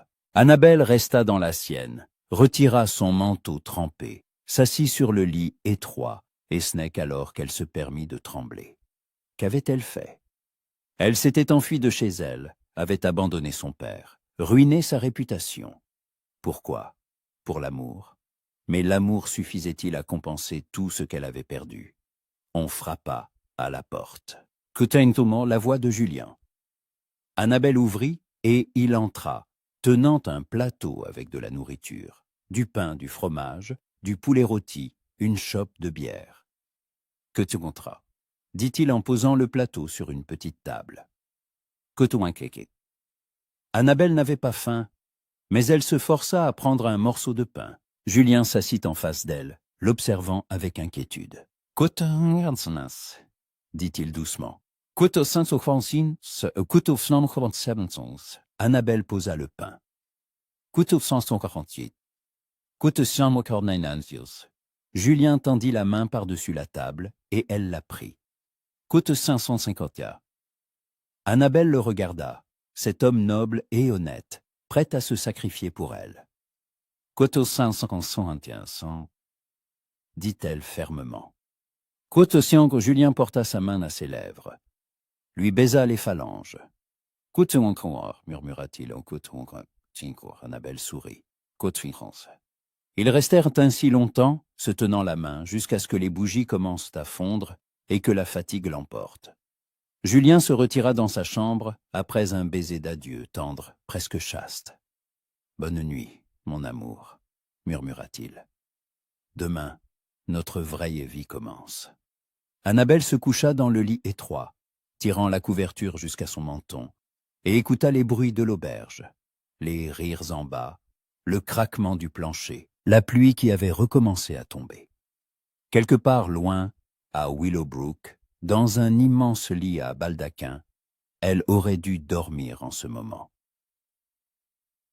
Dans une chemise de nuit de soie, sur des oreillers de plumes, dans la chaleur et le luxe. Au lieu de cela, elle était allongée dans une minuscule chambre d'auberge, sur un lit dur, dans une simple chemise de nuit. Et elle était plus heureuse qu'elle ne l'avait jamais été de sa vie. Parce que demain, elle épouserait l'homme qu'elle aimait. Elle deviendrait Madame Julian Castle. Elle commencerait une nouvelle vie, bâtie non sur la richesse et la position, mais sur l'amour et l'honnêteté. Effrayant. Oui, cela en valait-il la peine? Absolument. Annabelle ferma les yeux, serrant contre son cœur le médaillon de sa mère. Et pour la première fois depuis des jours, elle s'endormit paisiblement. Et dans la chambre voisine, Julian Castle se tenait à la fenêtre, regardant la nuit pluvieuse, et priait. Priait pour avoir la force de protéger cette femme fragile et courageuse qui lui avait tout donné. Demain, il l'épouserait. Demain, elle deviendrait sa femme. Et commencerait la partie la plus importante de sa vie. Prouver que l'amour est plus fort que l'or, les titres et les conventions. Que parfois, la décision la plus folle est la plus juste. La pluie tambourinait sur le toit, et à l'est, derrière les collines noires, le jour commençait déjà à poindre. L'aube de leur nouvelle vie. L'aube les trouva sur la route. Annabelle fut réveillée par un coup à la porte. C'était Julien, déjà habillé, avec 2 tasses de thé fumant. « Que tiens, sourit-il et à la lumière du matin filtrant par la petite fenêtre, son visage semblait plus jeune, presque enfantin. King 60. Gretna Green. Un petit village écossais à la frontière, célèbre pour une chose. On y mariait les amoureux fuyant la colère parentale et les conventions sociales. Là-bas, on ne demandait ni l'autorisation des pères, ni la dot, ni la position sociale. Seulement le désir de deux personnes d'unir leur vie. Annabelle prit la tasse, se brûlant les doigts sur l'argile chaude. Alors, dans quelques heures, je serai ta femme. Si tu le veux toujours. Julien s'assit sur le bord du lit, et l'inquiétude se lisait dans ses yeux. Et là, j'ai réfléchi toute la nuit. Tu renonces à tout pour moi. La richesse, la position, le confort. Et moi, je ne peux t'offrir que toi-même, termina Annabelle, posant sa tasse et prenant son visage entre ses mains. Et c'est tout ce dont j'ai besoin. Cesse de douter, Julien. Nous avons franchi le point de non-retour, maintenant c'est droit devant. Il lui baisa la paume, fermant les yeux. Alors habillez-toi, Madame Castle. Nous avons un mariage aujourd'hui. Madame Castle, le nom qu'elle porterait jusqu'à la fin de sa vie. Annabelle sourit. La route vers l'Écosse serpentait à travers des collines couvertes de bruyères, longeant des murets de pierre et des fermes isolées. La pluie de la nuit précédente avait laissé une fraîcheur dans l'air. L'herbe brillait de gouttelettes, l'air était pur et frais. Le ciel s'était dégagé jusqu'à un bleu perçant. Annabelle était assise à côté de Julien, enveloppée dans son châle, et regardait le paysage qui devenait de plus en plus sauvage, austère, magnifique. L'Angleterre était derrière eux. Devant, il y avait l'Écosse. Une nouvelle vie, un nouveau départ. « Parle-moi du domaine de la comtesse de Harlow, demanda-t-elle. De notre nouvelle maison. Julian sourit, sans quitter la route des yeux. Greystone Hall, un ancien domaine dans le Northumberland, non loin de la frontière écossaise. La comtesse est veuve depuis 5 ans. Elle n'a pas d'enfant et vit seule là-bas avec un personnel réduit. La maison n'est pas aussi grande que Willowbrook, une 40aine de pièces, mais les terres sont vastes. Des fermes, des forêts, une rivière. Et la comtesse ? Demanda Annabelle. Comment est-elle? Je ne l'ai rencontrée qu'une fois, lors de mon entretien il y a 1 mois. Julien réfléchit. Elle a environ 60 ans, mais se tient droite comme une reine. On dit que dans sa jeunesse, elle était une beauté et a choisi son mari par amour, contre la volonté de sa famille. C'est peut-être pour ça qu'elle a accepté de nous prendre sans poser de questions. Annabelle sentit une vague d'espoir. Une femme qui avait elle-même choisi l'amour les comprendrait. Peut-être trouverait-il là-bas non seulement un travail, mais aussi une alliée. La maison du régisseur est séparée, poursuivit Julien. Un petit cottage en pierre, à un demi-mile de la maison principale. 2 chambres, un salon, une cuisine. Pas le luxe, mais ce sera notre maison. Annabelle lui serra la main, et c'est suffisant. Ils roulèrent en silence, absorbés par leurs pensées. Annabelle songeait à ce qui les attendait. Une vie simple, du travail, peut-être des enfants un jour. Une vie qu'elle n'avait jamais imaginée pour elle-même, mais qui lui semblait maintenant la seule possible. C'est alors que des cavaliers apparurent à l'horizon. Julien les vit le premier, se tendit, retint les chevaux. « Qu'y a-t-il » s'inquiéta Annabelle. Il plissa les yeux, scrutant l'horizon. Mince, c'est mon père. Annabelle sentit la panique monter en elle. Il a envoyé des gens à notre poursuite? Je ne sais pas. Mais nous devons aller plus vite. Julien donna un coup de fouet, et les chevaux s'élancèrent. La voiture cahotait sur les bosses. Annabelle s'agrippait au siège, priant pour qu'il ne se renverse pas. Les cavaliers approchaient. Annabelle pouvait maintenant distinguer leurs silhouettes. 3 hommes en manteau sombre, galopant à bride abattue. « Cototian » cria l'un d'eux. « Cototian ». La voix était inconnue. Pas son père. Quelqu'un d'autre. Julien ne s'arrêtait pas, poussant les chevaux, mais les cavaliers étaient plus rapides. En quelques minutes, ils rattrapèrent la voiture, l'encerclant de 3 côtés. L'un des hommes, jeune, au visage dur et aux yeux froids. saisit la bride des chevaux, les forçant à s'arrêter. Côte 541. Hocha-t-il la tête. Côte 587. Annabelle le reconnut. Robert Greene, le fils d'un des métayers de son père, qui travaillait aux écuries de Willowbrook. Avec lui se trouvaient 2 autres employés du domaine. Miss Fairchild, Greene s'adressa à elle, ignorant Julien. Côte Fankedaner. Côte Fanenansios Max, dit froidement d'Annabelle en relevant le menton. Côte 591. Côte 592 os, insiste à Greene. Côte 593. Côte 594 nervée. La voix de Juliane était dangereusement calme. Côte 595. Côte 586. Greene ricana. Côte 587. Côte 590. Annabelle se leva dans la voiture, bien que ses jambes tremblassent. Côte 529. Côte 610. Le deuxième cavalier, un vieux palefrenier nommé Wilson, parlait plus doucement. Quote 614 Philippe. Pauvre Philippe qui l'attendait hier, venu avec une bague et de l'espoir. Quote 602 Kir, murmura Annabelle. Quote 603 et quote 604 qui. Greene descendit de cheval, s'avança vers la voiture, sur ordre de Sir Walter.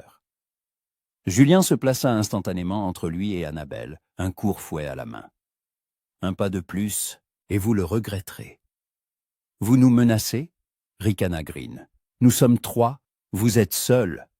Mais je me bats pour ce que j'aime, dit doucement Julien. Et vous? Vous ne faites qu'obéir à un ordre. La motivation n'est pas la même. Un silence tendu s'installa. Greene et Julien se regardaient dans les yeux, tous deux prêts à en découdre. Côte 611 Cobas. Le vieux Wilson descendit de cheval, levant les mains. Côte 612. Annabelle regarda Julien, son dos tendu, sa main serrant le fouet, sa détermination à se battre pour elle contre 3 hommes. Puis, elle regarda la bague de sa mère qu'elle avait passée à son doigt ce matin, une simple bague en or, le seul bijou qu'elle portait. Côte 613, dit-elle fermement. Côte 614. Wilson soupira, secouant la tête. Côte 615, riche. Côte 616. Annabelle sentit les larmes monter, mais les retint. Côte 617. Côte 618 Yacht. Greene remonta sur son cheval. Côte 619 Yacht. Les mots la frappèrent Kémechet comme une gifle. Annabelle chancela, et Julien la rattrapa, la saignant de son bras. Murmura-t-elle. Que te citons aussi, car c'est une Greene cracha par terre, fit demi-tour. Que te citera de ce? Les 3 cavaliers repartirent au galop, laissant derrière eux un nuage de poussière. Annabelle les suivit du regard jusqu'à ce qu'ils disparaissent derrière une colline, puis s'affaissa lentement sur le siège, le visage entre les mains. Julien s'assit à côté d'elle, l'enlaça, la serra contre lui. Côte 623. Sa voix était rauque. Côte 604. Côte 625. Annabelle releva le visage. Les larmes coulaient sur ses joues, mais sa voix était ferme. Côte 626. Côte 627. Côte 628. Annabelle toucha son visage. Côte 629 mois. Julien l'embrassa. Désespérément, tendrement, avec tout l'amour dont il était capable. Côte 630, dit-il quand ils se séparèrent. Côte 631 Nassau. Gretna Green s'avéra être un minuscule village. Quelques maisons en pierre, une forge, une taverne et une petite église. Mais la forge était célèbre. Là, conformément aux lois écossaises, le forgeron pouvait célébrer des mariages, et ces unions étaient reconnues comme légales. Julien arrêta la voiture devant la forge. Un homme corpulent d'une 50aine d'années, avec une barbe grise et des yeux gris perçants, en sortit. Encore un couple de fugitifs? Il eut un sourire en coin, mais bienveillant. « Entrez, je suis Andrew McGregor. Je marie les gens depuis 30 ans. » À l'intérieur de la forge, il faisait chaud à cause du fourneau, et ça sentait le métal et le charbon. Mais dans un coin se trouvait un autel improvisé, une simple table en bois recouverte d'un tissu blanc, avec une croix et des bougies. « Vos noms ?» Andrew sortit d'un gros livre, l'ouvrit à une page blanche. « Quod 635 oa, répondit Julien. « Quod 636, quod 637. » Andrew regarda autour de lui. « Quod 638 oa, avoua Julien. « Quod 639, cria Andrew. « Quod 640 oa. » Une femme apparut, le visage rond, les joues roses, les yeux bons. « Quod 640 est un liac, sourit-elle. « Quod 642. « Quod 643 tours. » Annabelle prit la main de Julien. « Quod 644 marche. » Andrew se plaça devant l'autel, ouvrit un livre de prières usé. La cérémonie fut simple, sans le faste des mariages anglais, sans orgue ni chœur, sans invités en soie et diamants.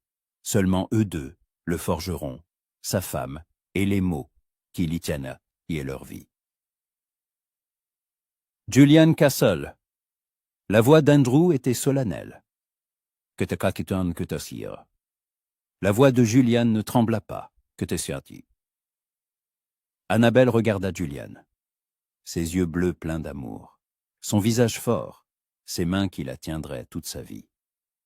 Oui, je le veux. Les alliances, Julien fouilla dans sa poche et sortit 2 simples anneaux d'or, achetés dans la dernière ville, sans fioriture, mais authentiques. Il en passa un au doigt d'Annabelle, et elle passa l'autre au sien. Le métal était chaud de son corps. « Quod 665, prononça solennellement Andrew. « Quod 650. » Julian attira Annabelle à lui, et l'embrassa, longuement, tendrement, comme un mari embrasse sa femme. Et Annabelle l'enlaça, sentant quelque chose de merveilleux s'épanouir en elle. Elle était mariée. Madame Julian Castle. Plus Miss Fairchild avec son immense dot, mais la simple femme d'un régisseur. Et qu'elle était plus heureuse que jamais. Ils passèrent leur première nuit en tant que mari et femme dans une petite auberge de Gretna Green. La chambre était modeste, un lit étroit, une simple commode, une cruche d'idiot pour la toilette. Mais pour Annabelle, elle semblait un palais. Julien fut tendre, patient, attentionné. Ils prirent leur temps, se découvrant à la lueur des bougies, apprenant à être mari et femme non seulement en parole, mais aussi dans l'intimité. Quand tout fut fini, Annabelle était allongée dans ses bras, écoutant les battements de son cœur contre sa joue, et se sentit entière pour la première fois de sa vie. Côte 53, murmura Julien dans ses cheveux. Côte 654 Ashwa. Annabelle releva la tête, l'embrassa sur le menton. Bien que tout cela ne ressemble en rien à la façon dont j'imaginais mon mariage quand j'étais enfant. Qu'imaginais-tu? Une grande église, une robe blanche avec une longue traîne, des fleurs, des centaines de fleurs, des invités dans leurs plus beaux atours, un orchestre, un festin qui dure jusqu'au matin. Elle eut un petit rire. Des rêves de jeune fille stupide. Pardonne-moi de ne pas pouvoir te donner ça. Julien toucha son visage. Ne demande pas pardon. Annabelle attrapa sa main, lui baisa la paume. Ce que nous avons eu aujourd'hui était vrai, sincère, et c'est plus important que n'importe quel faste. Ils restèrent allongés en silence, écoutant le bruit du vent à l'extérieur. Code 662, oh si, appela Annabelle.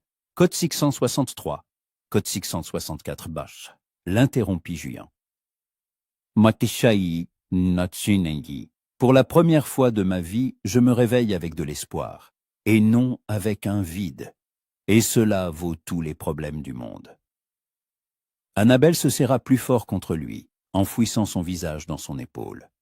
Demain, il partirait pour le Northumberland, pour Greystone Hall. Ils commenceraient une nouvelle vie à partir de zéro. Ce serait difficile, elle le savait, Giles s'habituait à la pauvreté, au travail, à une vie sans domestique ni luxe. Mais il y arriverait, ensemble. Le voyage vers le Northumberland dura 3 jours. Ils roulaient sans se presser, s'arrêtant dans des auberges, profitant de la liberté de jeunes mariés qui n'avaient nulle part où se hâter. Annabelle observait le paysage changer. Les collines devenaient plus hautes, les forêts plus denses, l'air plus froid et plus frais. C'était le nord, sauvage et magnifique, si différent des 12 vallées du Yorkshire. Le 3e jour, vers le soir, ils aperçurent Greystone Hall. Le domaine se dressait sur une colline, entourée d'une forêt ancienne. La maison principale était en pierre grise, austère et majestueuse, avec des tours aux angles et des fenêtres étroites, plus un château qu'un manoir. Autour s'étendaient les terres, des champs, des prairies, et au loin, une rivière scintillait. Le voilà. Julien arrêta la voiture. Notre nouvelle maison. Ils s'approchèrent du bâtiment principal, et un majordome, un homme grand et grisonnant, avec la dignité de la vieille garde, sortit à leur rencontre. Côte 668 s'inclina-t-il. La comtesse vous attend. Je suis Macpherson, le majordome de Greystone Hall. Merci, voici ma femme, Madame Castle. Quelque chose passa dans les yeux de Macpherson. De la surprise. Mais il la dissimula rapidement. Madame Castle, bienvenue. Je vous prie de me suivre. À l'intérieur, la maison était sombre. Meublée de lourds meubles anciens, avec des portraits d'ancêtres sévères sur les murs. Ça sentait le vieux bois, la cire et autre chose encore. L'histoire, le temps. Macpherson les conduisit à la bibliothèque, où une vieille soigne était assise dans un fauteuil à haut dossier près de la cheminée. La comtesse Eleanor Harlow était petite, fragile, avec des cheveux blancs comme neige coiffés avec élégance. Mais sa posture était royale, et ses yeux, sombres, presque noirs, avaient un regard perçant. Côte 672 elle ne se leva pas, mais lui tendit la main et Julien s'inclina respectueusement dessus. « Vous êtes arrivé, et vous avez amené une surprise, à ce que je vois. Votre grâce !» Julien se redressa. « Permettez-moi de vous présenter ma femme, Annabelle. » La comtesse tourna son regard vers Annabelle, et ce regard était si aigu qu'il semblait la transpercer. « Fais-on ça, toi ?» Annabelle s'approcha, fit une profonde révérence impeccable, apprise bien au fil des ans. « Votre grâce. » La comtesse plissa les yeux. Les manières dignes d'une dame, le langage d'une femme instruite, une robe simple mais qui vous va comme si vous étiez habitué à mieux. Qui êtes-vous, Vous êtes-vous vraiment, Madame Castle? Annabelle croisa son regard, la fille d'un baronnet du Yorkshire, qui a choisi l'amour plutôt que la richesse. Un silence. Puis, la comtesse se mit à rire de manière inattendue, un rire bas, mais sincère. Vous vous êtes donc enfui, comme moi, autrefois. Elle désigna les fauteuils en face d'elle. Côte 682. L'heure suivante, ils racontèrent de leur histoire, honnêtement, sans phare. La comtesse écoutait en silence, hochant parfois la tête. Quand ils eurent fin fini, elle resta longtemps silencieuse, regardant le feu. « Votre père vous a renié ?» demanda-t-elle enfin à Annabelle. « Oui, votre grâce. »« Imbécile !» dit sèchement la comtesse. « Ma famille m'a renié aussi quand j'ai épousé le comte de Harlow. Il était pauvre, sans influence, avec seulement un titre. Il voulait que j'épouse un duc, mais j'aimais James, et je ne l'ai jamais regretté, même quand nous vivions dans ce château battu par les vents, comptant chaque sou. » Elle se tourna vers eux, et il y avait de la compréhension dans ses yeux. « Ce sera difficile pour vous. La société ne pardonne pas, mais si vous vous aimez vraiment, vous tiendrez bon. » La comtesse se leva s'appuyant sur une canne. Côte 688. Elle regarda Annabelle. Côte 689 dit. Côte 690 dit. Annabelle sentit une vague de gratitude. Côte 691 Côte 692 dit. La comtesse eut un petit rire. Côte 693. Mais Annabelle vit dans ses yeux une chaleur qui démentait ses paroles froides. La maison du régisseur s'avéra être un petit cottage en pierre, à quelques centaines de mètres du bâtiment principal. 2 pièces au rez-de-chaussée, un salon et une cuisine, 2 à l'étage, des chambres. Les meubles étaient simples mais solides. Une cheminée dans le salon, une cuisinière dans la cuisine. Annabelle se tenait au milieu du salon, contemplant sa nouvelle demeure.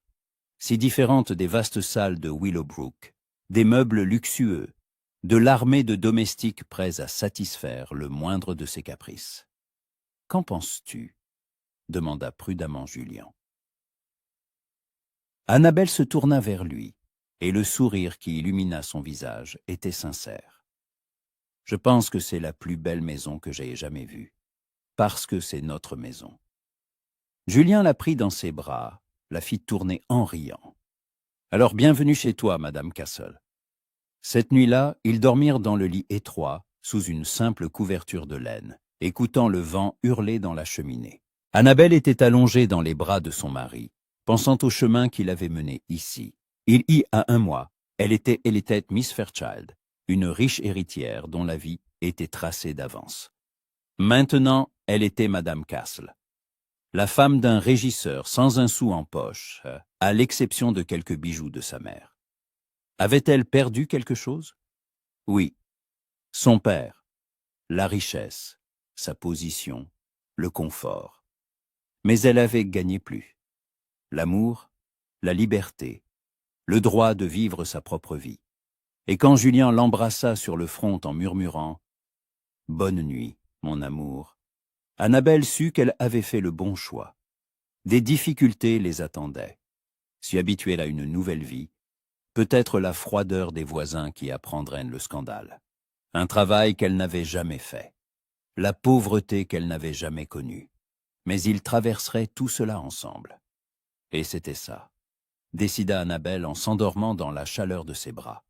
Le vrai bonheur. Octobre teinta les collines du Northumberland d'or et de pourpre. Annabelle se tenait à la fenêtre du cottage, observant le vent d'automne arracher les dernières feuilles des chênes, et songeait à quel point sa vie avait changé en 5 mois. 5 mois plus tôt, elle était Miss Fairchild, qui n'avait jamais tenu une casserole, lavé du linge ou raccommodé sa propre robe. Maintenant, ses mains, autrefois impeccablement soignées, étaient couvertes de petites coupures de cuisine et de callosités dues au travail dans le jardin. Ses robes, seulement 4, qu'elle avait retouchées à partir de celles qu'elle avait apportées, étaient simples, en coton et en laine résistant, sans ornement. Elle se coiffait elle-même, en une simple tresse ou un chignon. Mais quand Annabelle regardait son reflet dans le petit miroir au-dessus du lavabo, elle ne voyait pas une dame déchue, mais une femme heureuse.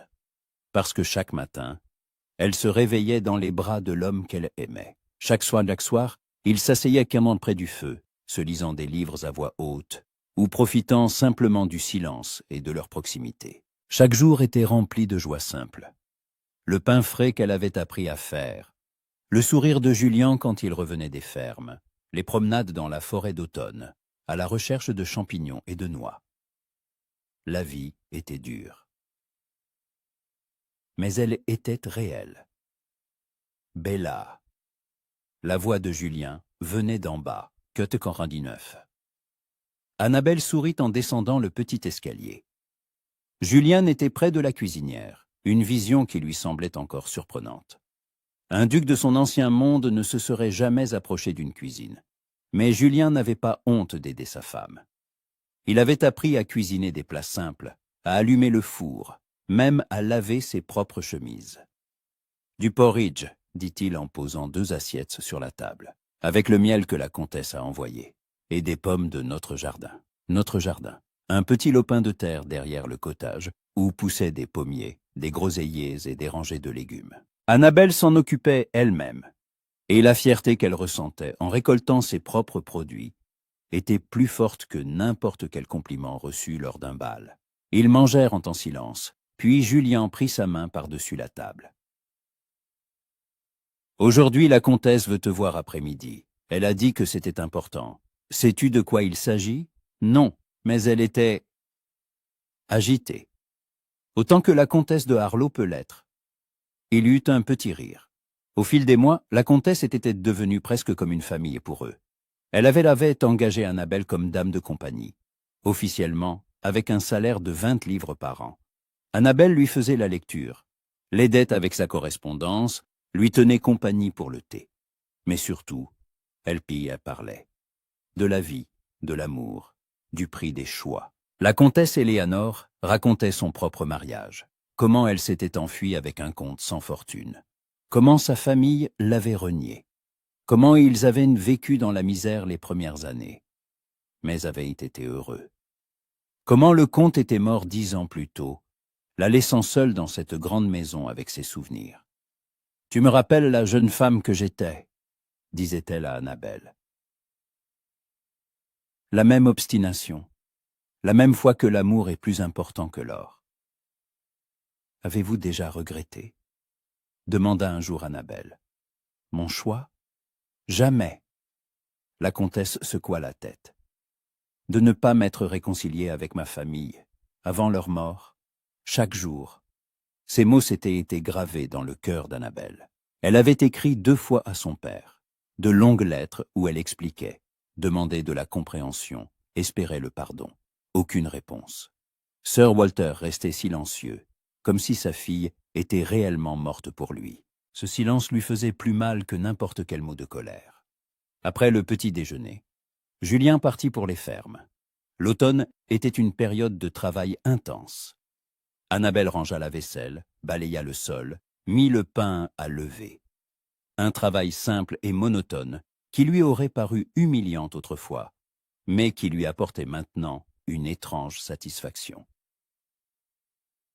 Vers midi, elle se changea pour mettre sa meilleure robe, en laine bleu foncé, et se rendit au manoir.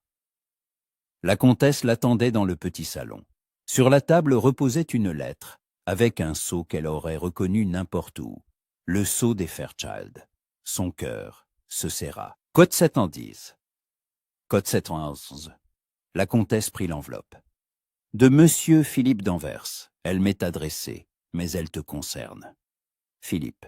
Annabelle n'avait pas entendu ce nom depuis des mois. Code 7 entra. La comtesse ouvrit la lettre. Code 7, elle leva les yeux. Code 7. Annabelle ferma les yeux, sentant le passé qu'elle avait fui la rattraper. Je ne veux pas le voir. Je comprends, dit doucement la comtesse. Mais ma chère, peut-être devrais-tu. Il apporte des nouvelles de ton père. Sir Walter est malade. Le monde s'arrêta. Côte 719, murmura Annabelle. Côte 720, côte 770. La comtesse chercha ses mots. Côte 722. Annabelle se leva, s'approcha de la fenêtre. Son père était malade, peut-être mourant, et elle était ici, à des centaines de miles, coupée de lui par sa propre fierté et par son choix. Qui m'y ici? Que dois-je faire? Sa voix tremblait. C'est à toi de décider, ma chère. La comtesse se leva, posa une main sur son épaule. Mais je te dirai une chose. Je n'ai pas pardonné à ma famille avant leur mort, et c'est le seul regret de ma vie. Ne commets pas la même erreur. Le soir, Annabelle raconta tout à Julien. Je ne sais pas quoi faire. Il m'a renié. Mais s'il est vraiment malade, tu dois voir d'Anvers, dit fermement Julien. Savoir la vérité, et ensuite tu décideras.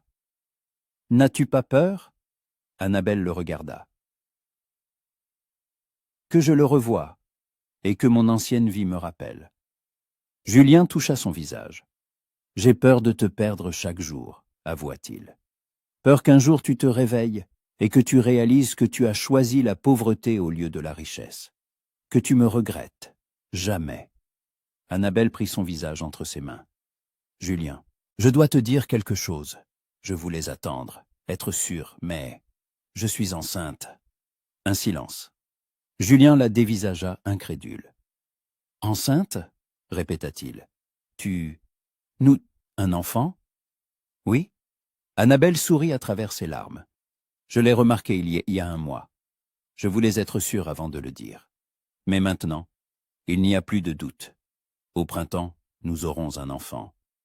Julien laissa échapper un son, entre le rire et le sanglot, et l'embrassa avec une joie désespérée. « Côte 739 sauces », répétait-il. « Côte 740 was. » Annabelle se blottit contre lui. « Côte 742. » Ils restèrent assis près du feu jusqu'à tard dans la nuit, rêvant de l'enfant qui grandirait dans ce petit cottage, dans l'amour et l'honnêteté. Et Annabelle sut que, quelle que soit la difficulté de la rencontre avec Philippe, elle tiendrait bon, parce qu'elle avait vite maintenant tout ce pourquoi il valait la peine de vivre. Philippe Danvers arrive le surlendemain à midi. Annabelle le reçut dans le petit salon de Greystone Hall. Il semblait plus âgé. Son visage s'était creusé et il y avait des ombres sous ses yeux. « Qu'est-ce que c'est ?» Il s'interrompit. « Pardon, Madame Castle, Monsieur Danvers. » « Merci d'être venu de si loin. » Ils s'assirent dans un silence gêné. Enfin, Philippe parla. « Que cette écranise. Que cette 37 répondit simplement Annabelle. « Que 748 ya, dit-il sincèrement. Que 749 ça. Il eut un sourire amer. Que 750, que 750 et un que 752 ça. Philippe s'adossa à son fauteuil. Je l'ai compris, vous avez fait le bon choix, pour nous deux. Parlez-moi de mon père, demanda-t-elle. Quelle est sa maladie? Philippe s'assombrit. Que 75. Annabelle ferma les yeux, imaginant son père, fort et énergique, cloué au lit, impuissant. Côte 77, côte 5. Philippe se pencha en avant. Côte 759, côte 760. Philippe resta silencieux un long moment. Côte 761. Cette nuit-là, Annabelle et Julien parlèrent jusqu'à l'aube. Côte 7628, décida Annabelle. Côte 773. Côte 764. Demanda doucement Julien. Annabelle prit sa main et la posa sur son ventre. Côte 765. Il l'embrassa. Alors vas-y et reviens-moi. Toujours, promit Annabelle. Le voyage jusqu'à Willowbrook dura 2 jours. Quand la voiture entra dans l'allée, Annabelle retint son souffle. La maison, le parc, tout semblait inchangé. Hamden l'accueillit à la porte. Côté 768 se corrigea-t-il. Côté 169, côté 7autre, côté 609, dit fermement le majordome. Côté 112. Elle monta l'escalier familier, s'arrêta devant la porte de son père, puis frappa doucement. Côté 136. La voix était faible mais reconnaissable. Son père était alité, le côté gauche de son visage affaissé. Mais ses yeux la regardaient, clairs et vifs. Elle y vit le choc, la colère, et autre chose. Quelque chose qui ressemblait à du soulagement. « Côte 774 batch », murmura Annabelle en s'approchant. « Je suis venu dès que j'ai su. » Il garda le silence, luttant visiblement entre sa fierté et son amour. « Tu... » Le mot sortit avec difficulté. « Tu es revenu. »« Pas pour longtemps, » dit honnêtement Annabelle. « Pour te voir, pour te demander pardon de t'avoir fait souffrir, mais pas pour mon choix. » Quelque chose passa dans ses yeux. Il... Castle. Chaque mot était un effort. Te traite-t-il bien? Mieux que quiconque dans ma vie. Annabelle prit sa main valide. Il m'aime s'il m'aime, père. Pas ma fortune, ni ma position. Moi, comme tu as aimé mère. Sir Walter ferma les yeux, et une larme roula sur sa joue. Ta mère. Il rouvrit les yeux. Elle m'a choisi contre la volonté de son père. J'avais oublié ça. Oublié que nous aussi nous étions comme vous. Pardonne-moi, père, d'être parti. Mais je ne pouvais pas vivre la vie que tu avais choisie pour moi. Je sais, souffla-t-il. Maintenant, je sais. Ils restèrent assis en silence, se tenant la main. Puis son père serra faiblement ses doigts. Tu es heureuse? Très. Annabelle sourit à travers ses larmes. Et bientôt, tu seras grand-père. Au printemps, les yeux de Sir Walter s'écarquillèrent, puis se remplirent de larmes. Il porta sa main à ses lèvres. Côte 792 qui a tué ça, murmura-t-il. Côte 793. Côte 794. Côte 795. Annabelle resta avec lui jusqu'au soir. Ils parlèrent du penser du passé, de sa mère, de l'avenir. Côte 7, dit-il enfin. Côte 7, côte 100. Corrigea doucement d'Annabelle. Côte 1, côte 100. Sir Walter eut un faible sourire. Côte 1. Annabelle retourna à Greystone Hall 3 jours plus tard. Julien l'attendait sur le perron du cottage. « Tu es revenu. Mon Dieu, tu es revenu. Je te l'avais promis. » Annabelle l'embrassait. « Que tu sens ton côte bien, dit-elle une fois, installée près du feu. « Que tu tiens dans côte demanda Julien. « Que tu as-tu, côte Annabelle posa sa main sur son ventre. « Que tu sais que le printemps arriva au Northumberland, avec ses pluies et ses espoirs. En avril, dans le petit cottage du régisseur, naquit une fille. Annabelle, épuisée mais heureuse et anxieuse, tenait le petit paquet dans ses bras. Julien était assis à côté, n'arrivant pas à détacher son regard de sa fille. « Elle est magnifique, » murmurait-il.